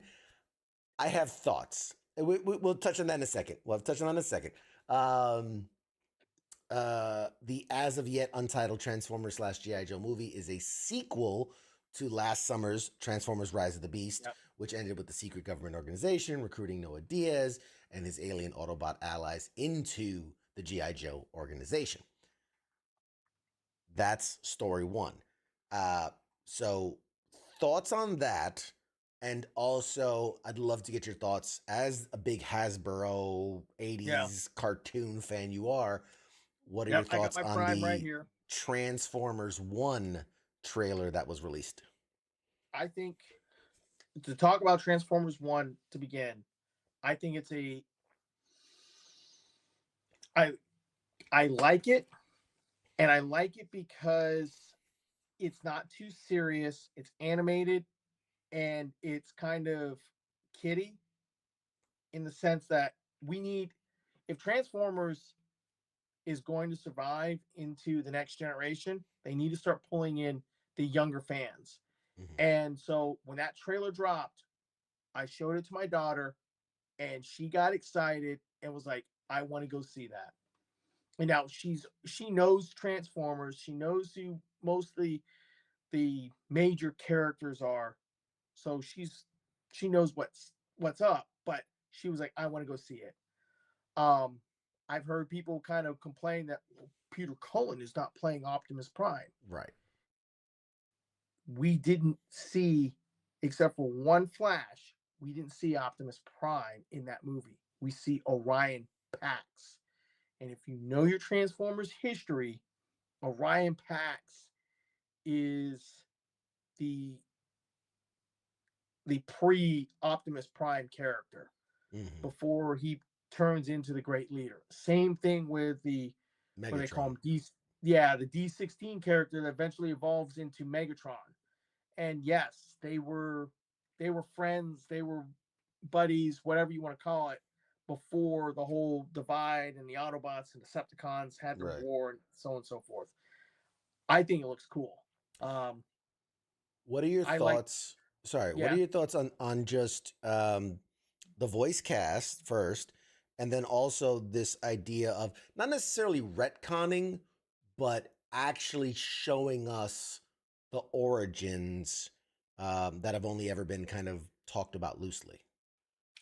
With the voice cast, as much as everybody loves Peter Cullen as Optimus Prime, it's the same thing with like James Earl Jones as Darth Vader. Unfortunately, these voice actors who were Charles Merlitt as Mario. Yeah, exactly. These voice actors were prolific in the 80s, right? And now they're what? In their 80s, in their 80s, 90s. Yeah. Eventually, we're going to lose these voice actors, and someone's got to step up and take their place. Now, Peter Cullen hasn't always voiced Optimus Prime. There have been other voice actors, but I get it. It's the same thing with Mario. So Thor is going to freaking voice Orion Pax. Everybody said when the Mario trailer, or it was announced that Chris Evans was playing Mario. Or not Chris Evans. Chris Pratt. Chris Pratt. Thank you. All the Chris's. Anyways, Chris Pratt was playing Mario, but he didn't do that bad of a job. He didn't. He didn't. He did, you know, it Although, wasn't, hey, it's me, Mario, but at least they did homage to it. Yes, I'll be honest though, I was okay with that. But when they released the Garfield trailer and it's just Chris Pratt's voice as Garfield, I was like, come on, man, put a little effort in, just a little. I mean, So, at least with Chris Hemsworth playing, they've auto-tuned it a bit. They took out the Australian accent. The one that's as guilty as what you just described with Chris Pratt is ScarJo. There is no ScarJo is Alita 1. There is no that's the same Also, voice that she Keegan-Michael Key as Bumblebee or precursor Bumblebee. I mean, again, it's just his voice. Yeah. Now, I do think they put kind of like a little robotic auto-tune to it, just Probably. a tinge of it. You can't go too heavy because then you're not understandable. But yeah, again, I feel like, especially with Keegan-Michael Key, the guy is great at manipulating his voice and doing voices and characters. So I just like, I don't know. It kind of comes off like he wanted a toy with his voice in it. Like, yeah. Well, it's here's the other thing. We're looking at trailer number 1, and give it September. We'll come back and we'll have a conversation about this movie. Fair. Fair. To your second question, telling the origin stories is something that's all the rage. Yeah, I mean, look at it. We can go back 15 plus years. I mean, what's the worst X-Men movie? Wolverine Origins. Yeah. You know, like, and that was always something about that character was you didn't know his backstory, but about 10 years prior to that, they did it in comics. And this has already been established. They did it well. Oh, yeah. Oh, yeah. They did the comics well, and they executed the movie poorly. Poorly is putting it nicely. Yeah. But they've told this story in comics more than once. So it's... I hold that, sorry, just as a side tangent, I hold that X-Men Wolverine Origins wasn't even the worst X-Men film. Personally, Last Stand could not. I hate that movie for so many reasons. So many reasons. But X-Men Last Stand, I just, don't get me wrong, Wolverine Origins, really low, really bottom tier. But Last Stand was just trash, in my opinion. Absolute trash of an X-Men film. So yeah, they're both contenders. Yeah, they're both contenders. Well, yeah, never mind. We ain't gonna go down that rabbit hole. That's we'll all. be here. Moving on to the other part of the story I wanted to tell you was it was also announced, and this is why I tied Sony and Paramount together and talked a little Sony, a little Paramount. It was also announced that Sony's TriStar Pictures and Sony Pictures Television, which are two different branches of Sony, one does movies, one does TV, but they've both landed a deal with Hasbro Entertainment, and they're bringing the iconic board game Clue to film and television, which is interesting. So this deal is part of Hasbro Entertainment's overall ongoing strategy to bring some of their most iconic brands to live action. So, and before we discuss, Clue isn't the only board game that Hasbro is looking to bring to screen. Another iconic board game, Monopoly, is set to get its live action treatment. Margot Robbie, I guess after dealing with Barbie, she was like, fuck it, let's just keep going. So Margot Robbie and Lionsgate are developing a film based on Monopoly as well. So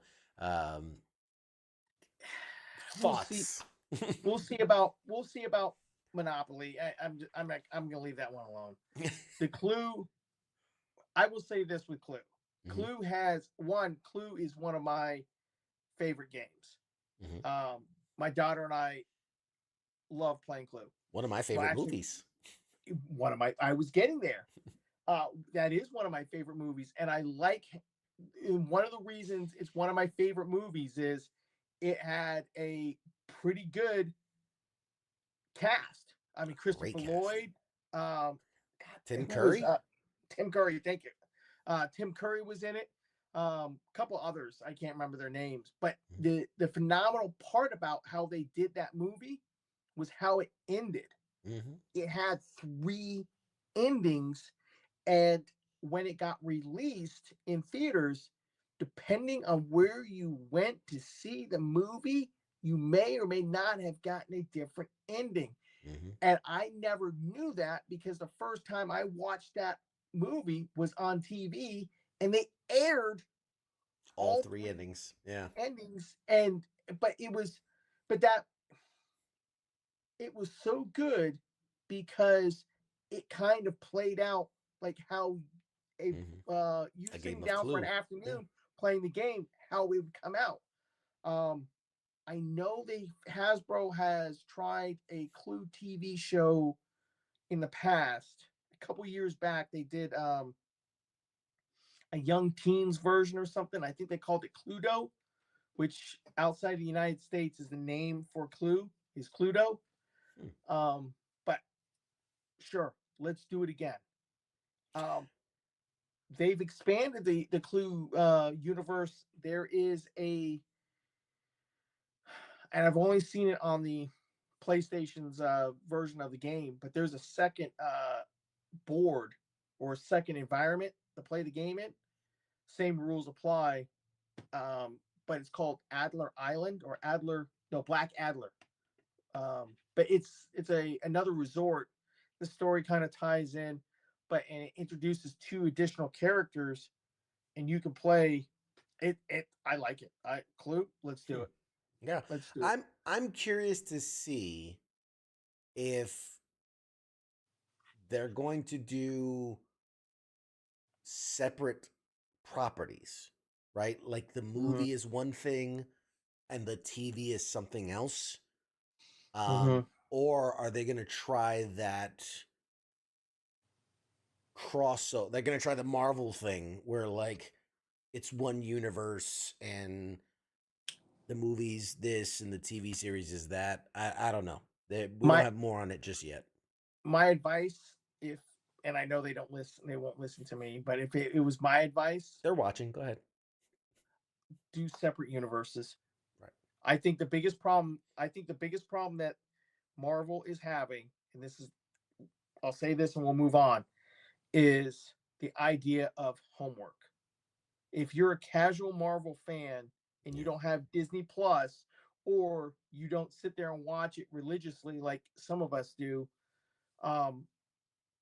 there's some movies out there that you're kind of going to be lost, like Deadpool and Wolverine.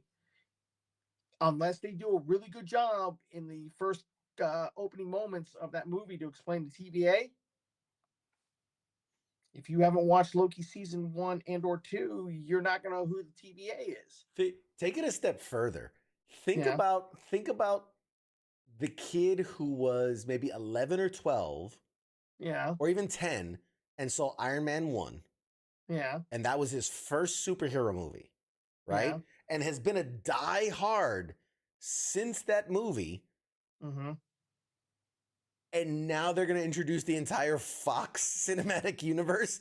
And they're going to be like, who the fuck are these people? Who is this Elektra? Who is this Pyro? Who is this? You know what I mean? Like all these characters, they've never, outside of like Wolverine, they've never seen these. But I got you one better. Imagine being an 8-year-old like my daughter, who I've introduced to X-Men 97, and leading into it, I introduced her to the X-Men animated series. So she kind of understands everything. And then recently we were talking about it, and I said, hey, there's this new movie coming out, Deadpool and Wolverine, but you can't watch it because it's rated R. A couple years from now, maybe you can watch it.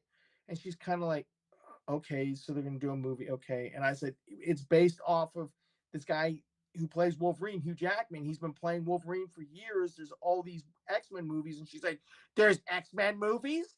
There's X-Men live action movies? Yeah. And I said, yeah. And she goes, why am I just finding out about this now? And I'm like, I don't know. Because they started like 30 years ago. Yeah.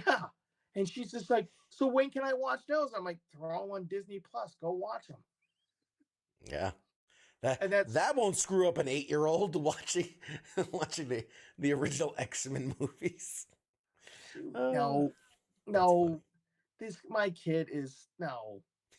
we're talking about the same kid that got suspended from school last year because the kid behind her was annoying her, and she turned around and said, "If you don't stop, I'm gonna fucking kill you." Nice. Got suspended. That's well, maybe she didn't drop the F-bomb. She said, "I'm going to kill you," and she got suspended for that. Yes, that's my daughter. Nice. I couldn't say it then, but I can say it now. Fuck yeah. Let's fucking go. I got a little fucking future fucking killer full of piss and vinegar already. Oh, Jesus. All right. I got more stories for you. Yes, more stories. In keeping in line with things that I know Angry Elf likes, this is an episode just to keep him happy. The sequel series to Ronin, the Last Ninja Turtle, finally came out, and the new names of the turtles, the new generation of Ninja Turtles was revealed. So for those, just to catch people up that don't know, Ronin, what was it called? Ronin, the Last Ronin. The Last Ronin. Thank you. The Last Ronin, which was a story set in a kind of a dystopian future, very much like Old Man Logan, where Shredder and his clan kind of won. The turtles were killed one by one. Master Splinter was killed, and one final turtle was left over, and he kind of just went into exile, disappeared. Years later, comes back, and is basically on a suicide mission. He's basically like, I'm going to fully accepting that I'm going to die on this mission, but I'm going to just take out as many as I can with me. And initially, we don't even know which turtle is, because it's all in black and white. So we don't even know what turtle it was that was left over, because he carries all the weapons of all his fallen brothers. So eventually you find out it was Michelangelo. Michelangelo's the last one left. Yep. And he's old and grizzled and just he's more like Raphael than anything. But he goes and fights and gets vengeance, and parts of April O'Neil are still left, but everybody else is pretty much dead. And she has a daughter, Casey Jones' kid, and yada, yada, yada. They win the day. They save the day. That was supposed to be the end. But of course, there was a little epilogue on the back end where they had 4 new turtles, and they had the ooze to make Mutant Ninja Turtles, and they kind of left it very vague, like, oh, look, it'll continue on. And of course, because capitalism is what it is, that book went gangbusters, and so now they got they've got the AAA game in the works. They've got the movie in the works, which we'll talk about here in a second. And then they've followed it up with a sequel series called, and I already forgot the name of the title, but it's like the continuation. Last Ronin, Next Generation, or whatever it is. Yeah. Turtles in Time, the Next Generation, whatever you want. Yeah. Turtle Trek, the Next Generation, we'll call it. The Next Mutation. Yes, the Next Mutation. So the new Teenage Mutant Ninja Turtles, the new 4 turtles, which I'll give them credit. With the original 4 turtles, they looked identical outside of their colors. For this one, they definitely drew inspiration from different species of turtle. Yeah. So each turtle looks drastically different than the other, which I give them credit. Creativity, sure. But it's unsettling to watch when they're all together, because it's like they're just so jarringly different. I don't like it. But whatever, that's my own bias. But the 4 names for these turtles are Yi, and I'll probably mispronounce these. Yi, Y-I, Odin, O-D-Y-N, Moja, O-M-O-J-A, and Uno, U-N-O. Now, they are the Next Generation Turtles. They're trained by Casey Jones Jr., the daughter of April and Casey. Now, what's interesting about their names is that all of their names basically translate from different languages to one. Like Uno, everybody knows Spanish, Uno, one. The rest of them are different iterations of that. So Yi is Chinese, Odin is Russian, Uno being Spanish, and Moja being Swahili. So I was just curious, you as a longtime Turtle fan, what is your feelings? Have you seen the depictions? Yeah, I've seen them. I see how, they're like you described, they're different sizes and different. You can't like mistake them, because that was the thing about the original Turtles. One, when the first couple issues came out, Um, One, it was all black and white. The only way you could depict who was what weapons they were carrying. Mm-hmm. And then when they were first colored, they all wore red bandanas. And so again, you went back to the only way you could depict them is by what weapons. And it wasn't until the animated series came out in the late 80s that they got their different colors. I've read The Last Ronin. I haven't read or picked up anything associated with the Next Generation. Maybe I will once it hits a trade paperback. Cool. I'm more interested in seeing this game if and when it comes out. You know how those things go, and then this rumored. So let's movie. talk about it. So a live action R-rated adaptation of Teenage Mutant Ninja Turtles: The Last Ronin is in the works again at Paramount, because God bless Paramount, they just hitting that nostalgia button. They're just like, oh yeah. So Walter Hamada, the former president of DC Films at Warner Brothers, who inked an overall deal with Paramount Pictures to oversee the studio's horror line, is developing the project via his 18 Hertz Productions banner, based on the acclaimed IDW graphic novel from TMNT co-creators Kevin Eastman and Peter Laird. The Last Ronin is set in a post-apocalyptic future, last remaining turtle, yada, yada, yada, yada, yada, yada, yada. So TMNT The Last Ronin is being conceived as an R-rated movie, very much akin, drawing reference to Logan as a story, which I think also references Old Man Logan, which, like I said, there's definitely a similarity between those stories. Tyler Burton Smith, who penned the 2019 Chucky remake and the ultra violent R-rated action movie out now, Boy Kills World, is the guy writing the script for this movie, which is huge. Hamada is no stranger to adult-oriented comic book adaptations. As an executive producer, his credits include Matt Reeves' dark and moody The Batman, the R-rated Joker for DC, as well as the horror hit Conjuring, all of the Conjuring universe franchise films he oversaw as a production executive. He is, he's a guy who knows adaptations and world building and stories. So if anybody was the right guy to bring into it, I think that's your guy. So the only thing I'd say is if you're going to do The Last Ronin, going R-rated is the right answer. Hopefully they kind of follow the same beats as the comic does, kind of flashing back, flashing forward, so on and so forth. I would almost say The Last Ronin might need to be a two-parter. Thank you. I was like, it's too much story to put in one film. You'd have to really, really edit it down and almost kill all the turtles in like one spell swoop. Or unless you were so hard set to do one singular film, you're gonna have to go like pushing 3 hours.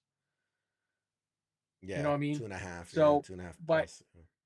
but with it being Paramount, being Hamada, I would say they would not have a problem doing finding a good point to stop the movie and then go to a sequel.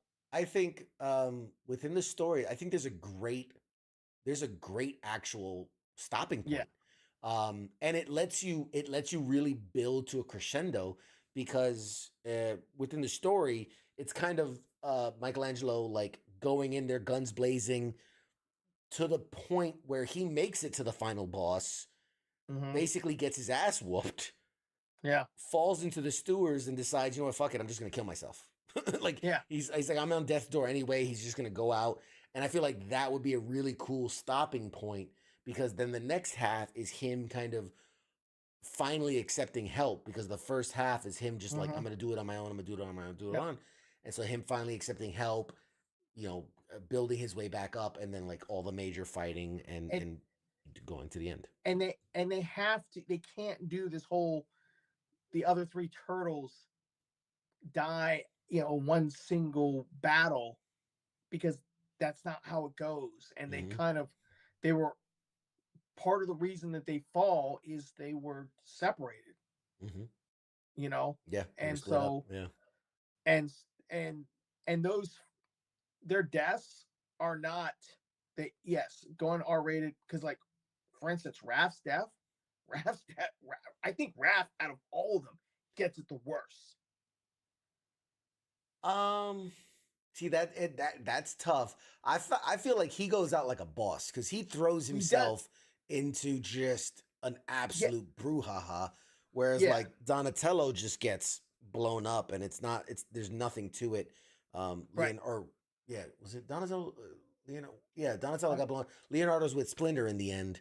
Um, yeah, but I think almost um yeah, because of how kind of quick and off screen the last two happen, I say yeah, go heavy on Raphael's death in like part one, and mhm. then you can touch on briefly Leo and Donatello's deaths in the second part. Um, Now here's the big question: do we go CGI like Michael Bay's Turtles, or do we go back to somebody like the Jim Henson Puppet Studio, like the first movie? I'm not going to mm, talk about the second and third movie. I'm talking about the 1990 I know, I know. TMNT. I think I think you have. I mean, they already said it's live action, but I Mm-hmm. think you have to. I think you have to go CGI. I mean, to do it justice, Yeah, to really show these guys fighting at full capacity, right? As the badass ninjas that they are, yeah, you, you can't be the big rubber suit going here, here, but here. Like, that first movie that was pretty. I mean, that was good. it was okay. It was okay. To really see them fighting in the first one, you're talking about like the last scene at the end where they're on the rooftop and they're basically taking on Shredder one at a time. But based off the source material, that's how that fight went. I understand that. But based on this source material, Raph is diving headfirst into 600 foot soldiers, all I'm not stabbing him at the same time. all I'm saying. Well, maybe there's a happy medium where we do half and half. You know, Kind of like like the Matrix. kind of like the Matrix, or kind of like how the MCU is. Some things are live action, and other aspect like But Iron but Man's but armor. here's For the instance. problem with that then. I Yeah, agree with you, and I feel like that would be the happy middle. But the problem with that is you then need to have something that looks good live yeah, that can also look good CGI'd. And it's very hard to do that, in my opinion. It's one thing when it's like Iron Man's suit, which is yeah, hard, rigid, nuts and bolts, lots of squares. But when you're talking about bringing a turtle to life, a mutated turtle that's supposed to look fleshy and real, it's going to look really good on screen when it's live action and you're using a suit. yeah. But then when you transition to that to CGI, I think you lose. You have to use it All for both. all I'm gonna say is don't rush this. Yeah, do it Don't right. like do it right. The only other thing is if you're gonna split the story in two parts, be smart about it and do it like some of these other movies, like Lord of the Rings. Film everything together. Yeah, Edit the way you need to edit for part one, and then do sure, part two, sure. but film them as one continuous set. That way, one you don't lose The momentum of it. Yeah, the momentum, and then some creative stuff because sometimes you come back to it for a sequel and actors age and you kind yeah. of All types of things. You so never know. but yeah, who knows. I agree. I agree. I agree. I do it right. Here's the thing. I hope. I mean, yeah, because it. Anytime you have something that's Yeah, so good, the risk with adapting it to another medium is losing some of that magic. Mm-hmm. I would argue Old Man Logan, which they tried to make Logan the movie to be, Yeah. doesn't stack up. Now, obviously, that's a different situation because they don't have access to all the, this is a aspects one of for it, one yeah. port over. But still, there are tons of times where we're promised one thing and it's. I mean, one of the big departures for the last Ronin storyline is the fact that, especially if you are somebody who hasn't really paid attention to the Turtles since the animated series, they wear, they wear additional pieces of like armor or, kind of similar to how Michael Bay's Turtles had the different accoutrements. It's not just a bandana, a utility belt, knee pads, elbow pads, and their weapons. Right. Like Raph looks like he's got a plate carrier on. Donnie's got a what do you call it? A gi on. Yeah. They're definitely more suited for combat. Yeah. And you get the sense that they're really in it. They're really in this kind of conflict when we pick up that story. But yeah, so we'll see. We'll see. Yeah. The last news I have kind of coming out of CinemaCon that I felt was kind of within our pop culture realm is Sonic 3 was showcased. And the big news coming out of that is everybody's super excited for the appearance of Shadow the Hedgehog. Yep. And it was finally released and unveiled, and rumors and speculations have been flying wildly all over Hollywood of who was going to voice Shadow the Hedgehog, with one of the big frontrunners, surprisingly, was Hayden Christensen. Little orphan Annie himself was going to voice Sonic, Shadow the Hedgehog. Turns out, motherfucking John Wick up in this bitch. Keanu Reeves is going to be Shadow. Sonic, I'm coming for you. It's Shadow the Hedgehog. He took my rings. Keanu Reeves is going to be appearing in Sonic the Hedgehog as Shadow. So yeah, that, and then the big kind of announcement, even bigger than that, was that Jim Carrey is returning as Dr. Robotnik after saying the last film was his retirement piece and that he was done. But apparently, money talks because they got him back. Exactly. And the same thing can be said about half the properties we talked about tonight. Yeah. Money talks. What I am happy about, though, is that over the course of these 3 films, we've gotten closer to seeing Robotnik as we believe him to be in the series. And apparently, Mr. Jim Carrey is going to be a little more rotund for this appearance, in that he's moving closer and closer to his video game counterpart, right? Because he started out as a normal looking dude, and by the second one he was kind of bald with the frills, still thin though, and in this one apparently he's gonna round out a bit. So that's fine. Dr. Eggman might actually be a thing. So what did you think of the sign? The first one I rather enjoyed. The second one I kind of came and went. I took my kid to the second one. The first one we watched at home. I like the fact that they listened to the fans, because remember when that first trailer came out? Oh that my Sonic God! Model looked like. Oh my God! I love that they. What movie was it that they? Oh, the Chippendales. The Chippendales, yeah. Chippendales, when they brought Ugly Sonic. Yeah. And he's at convention. Bro, that hits so close to home. He's a D-list celebrity signing things at conventions. Oh, man, that made that whole movie. I don't remember anything from that movie except that. Oh, that was so good. But anyway, yeah. Yeah. The Sonic stuff is, as long as the kids like it, that's all I care about. Yeah.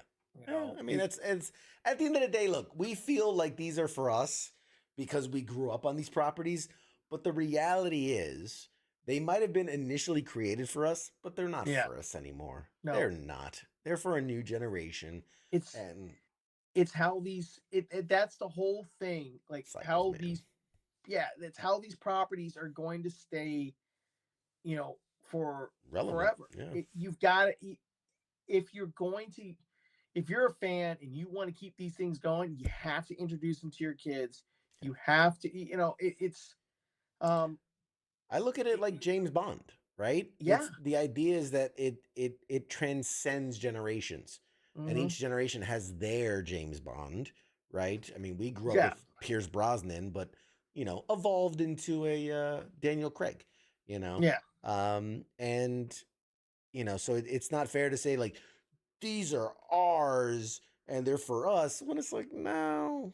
I mean, they predated us in some Mario and a lot of Yeah. these predated even us, and they'll be around long after, and they have to adapt and adjust and overcome and kind of It evolve, you know.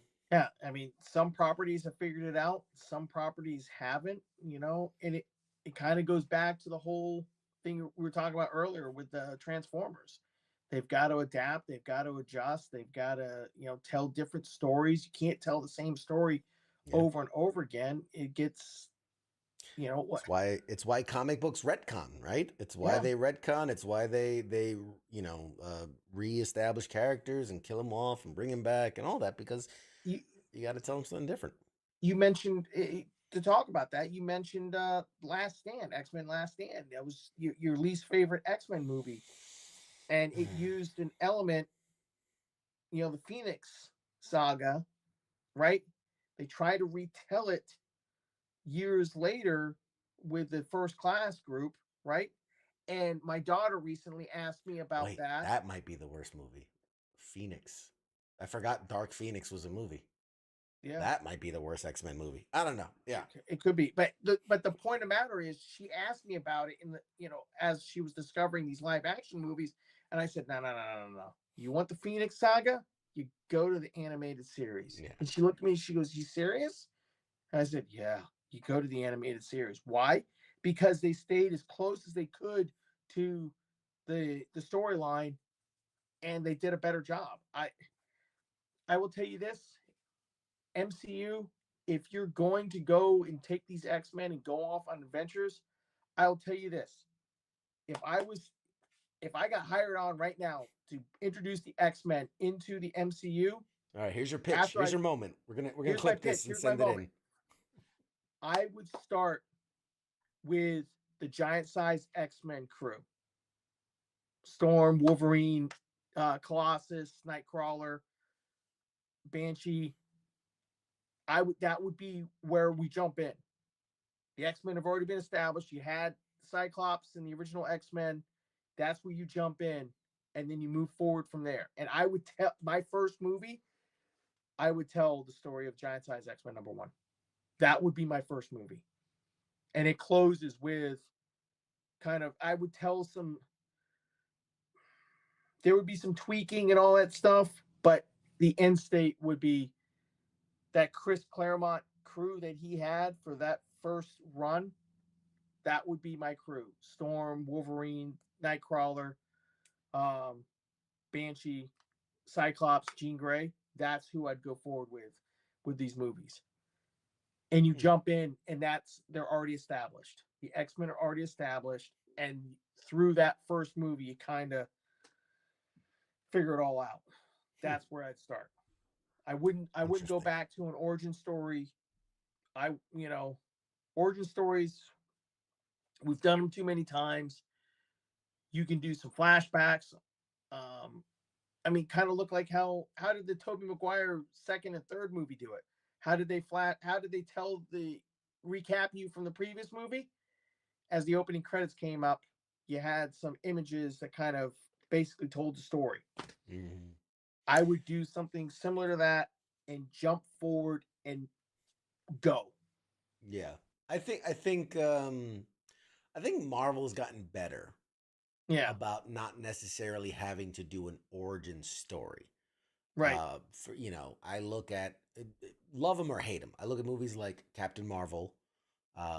Did a really good job explaining who the character is and gave it a backstory without necessarily saying, let's start at the beginning. Miss Marvel as a series Yeah. was kind of an origin story. It kind of was an origin story. Yeah. I think about it. Moon Knight kind of dropped Moon us Knight. into the middle. It was a great, Moon Knight was a good series. They have done, Eternals, again, love it or hate it, told its story through flashbacks and things, but wasn't really an origin story to speak of. You mentioned Origin, or excuse me, Eternals. I saw a hot take recently saying that the Eternals should have been a Disney Plus series. Yeah, and you could have, expanded it. man. You could have did Eternals through the ages. Every episode's a different decade or a Kind of like different what century. WandaVision did.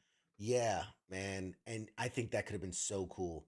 That could have been so cool. Like these characters in the Roman age, these characters in Greek mythology, these characters in, pilgrimage, and these characters, the Old West. Gave them 6 to 8 hours to tell their story instead of 2.5, whatever it was. Yeah.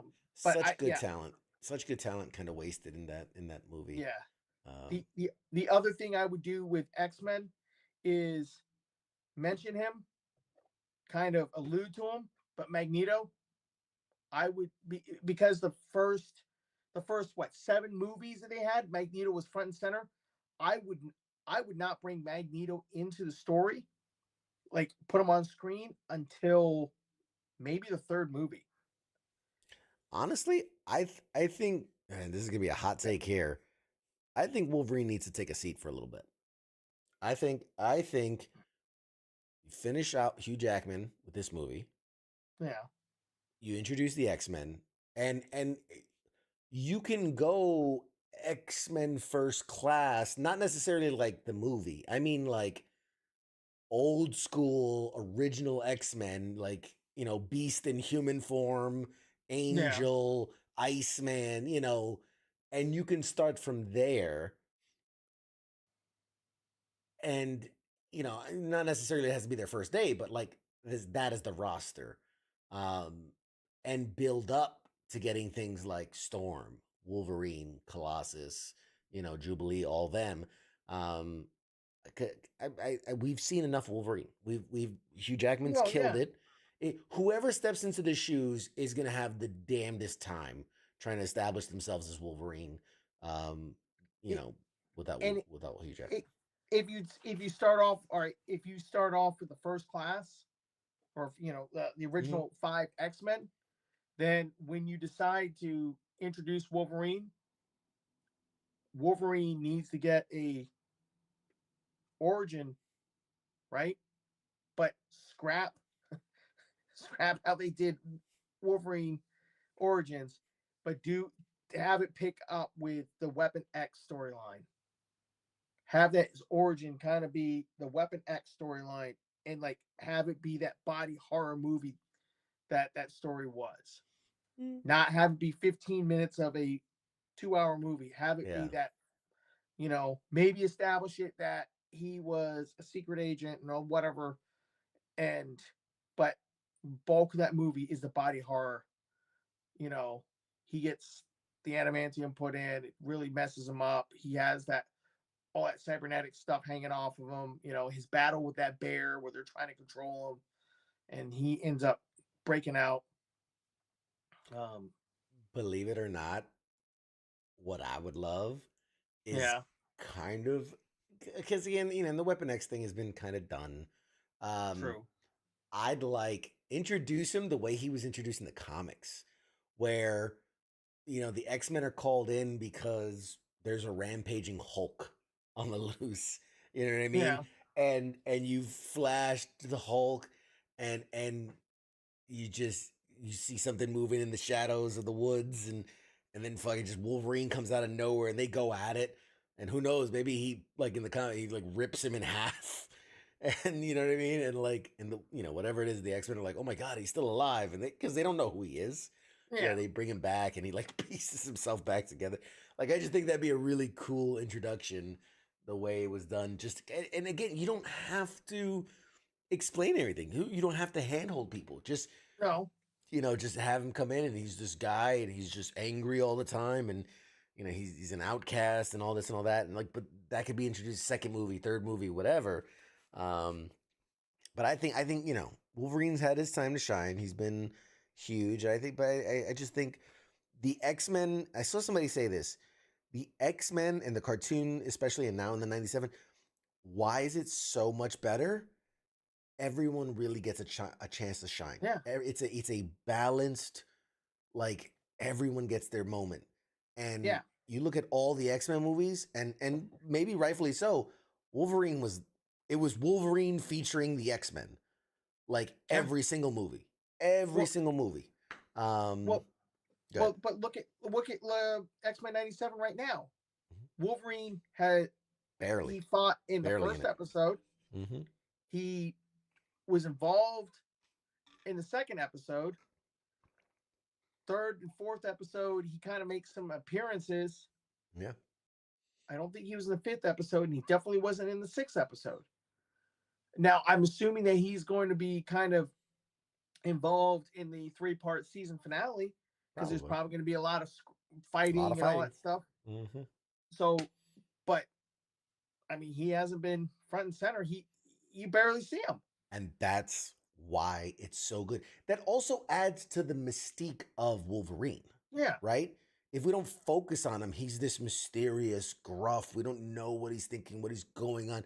Like, again, the way they did in the movies was fine. There's nothing wrong. But like when you make it all about him, there's nothing. You know, there's just nothing exciting about the character. If you're just going to show him all the time. Have you seen X-Men Pride of the Pride of the X-Men? That X-Men prior to the X-Men? No, Pride of the X-Men. Oh, Pride of the X-Men. Yeah. That 30-minute kind of teaser, not teaser, but freaking the attempt at an animated series before the X-Men animated series. Right. Wolverine wasn't front and center in that. Wolverine was a supporting character. Yeah. You know, I think that's where he works best. There is a scene in an early 2000 X-Men comic, and if I can, all I remember is Cyclops is divvying out the X-Men, trying to create the new roster for these teams, right? And Wolverine makes a comment, and it's kind of like semi fourth wall breaking, but looks at Cyclops and goes, "Dude, I get it. I'm one of your best ones, but I can't be on all these fucking teams." Mm-hmm. And at that time, Wolverine was legitimately on all the X-Men teams out there. Yep. And it's like, you know, and the thing, and a part of every team up. He was half of every team up. And plus, he was in the Avengers. He had his own comic. Yep. It wasn't, you couldn't hit the freaking the newsstand any week out of the month and not have a Wolverine appearance. It's too much.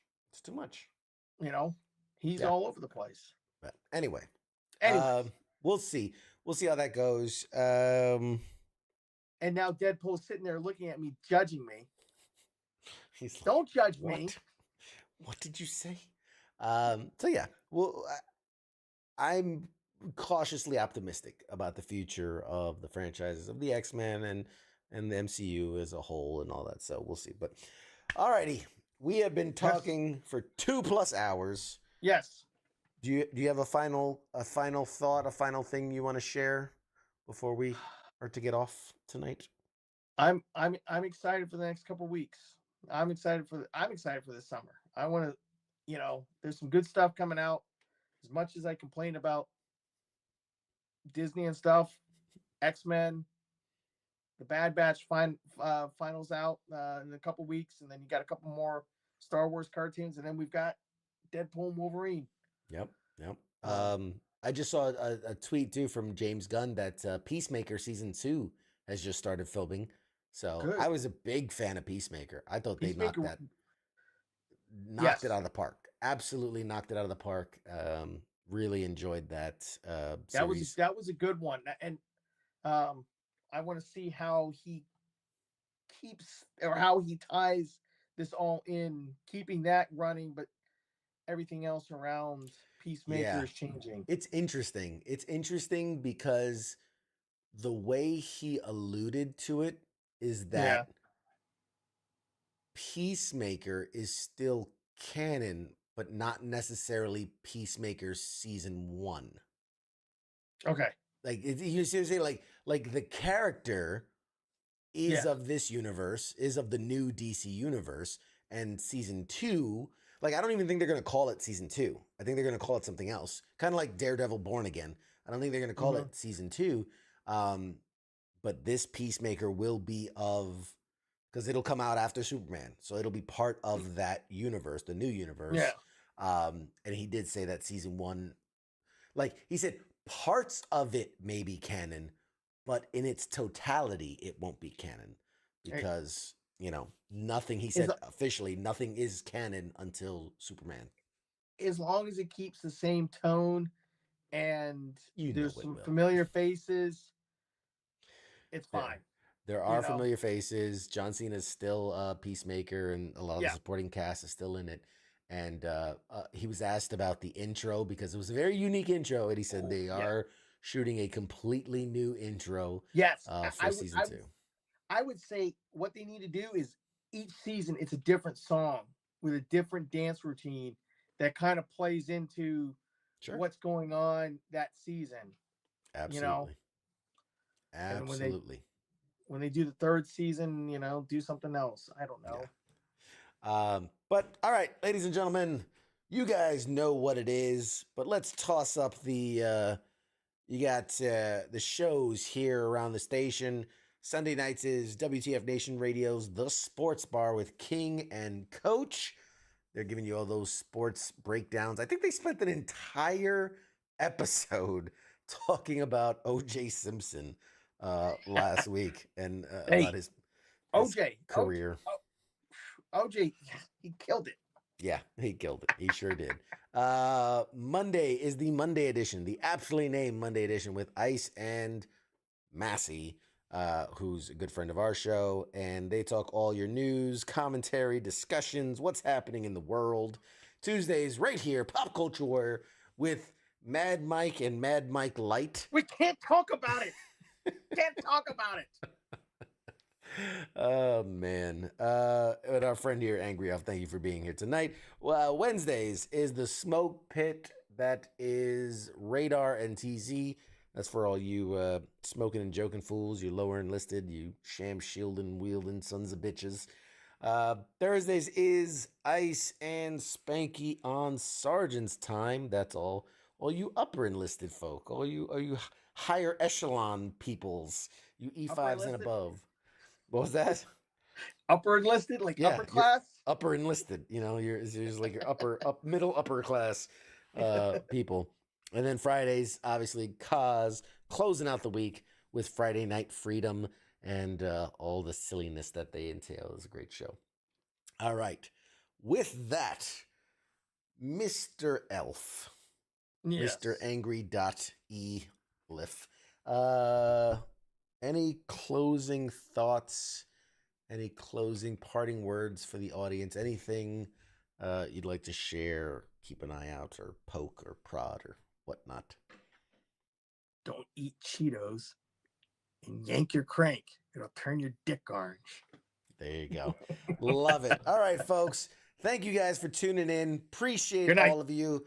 We will see you guys next week. Don't miss out. Friday night, we are playing the game. Was it the Game of Ham on the live stream? And next week, we'll have the creators and a giveaway. And it's been a minute since we've done a giveaway. So tune in and we'll have a giveaway next week. Until next time, folks. We'll hasta luego. Yeah, we'll see you next time. Chats.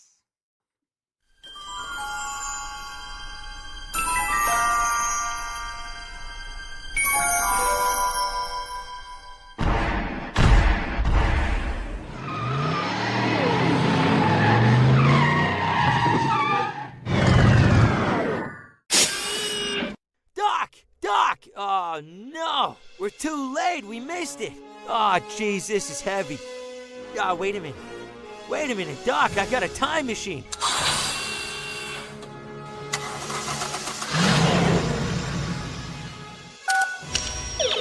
I'm just gonna punch in the coordinates. Pop Culture Warrior, Tuesday night, 8 p.m. Eastern Standard Time on WTF Nation Radio. Now crank this bad boy up to 88 miles per hour.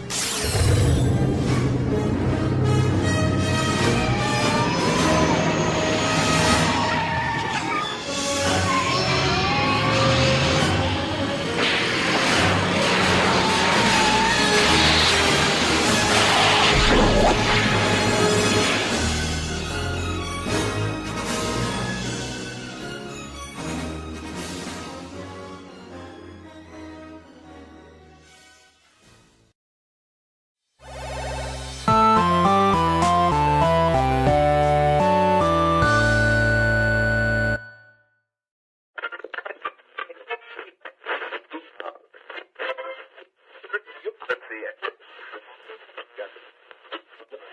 it.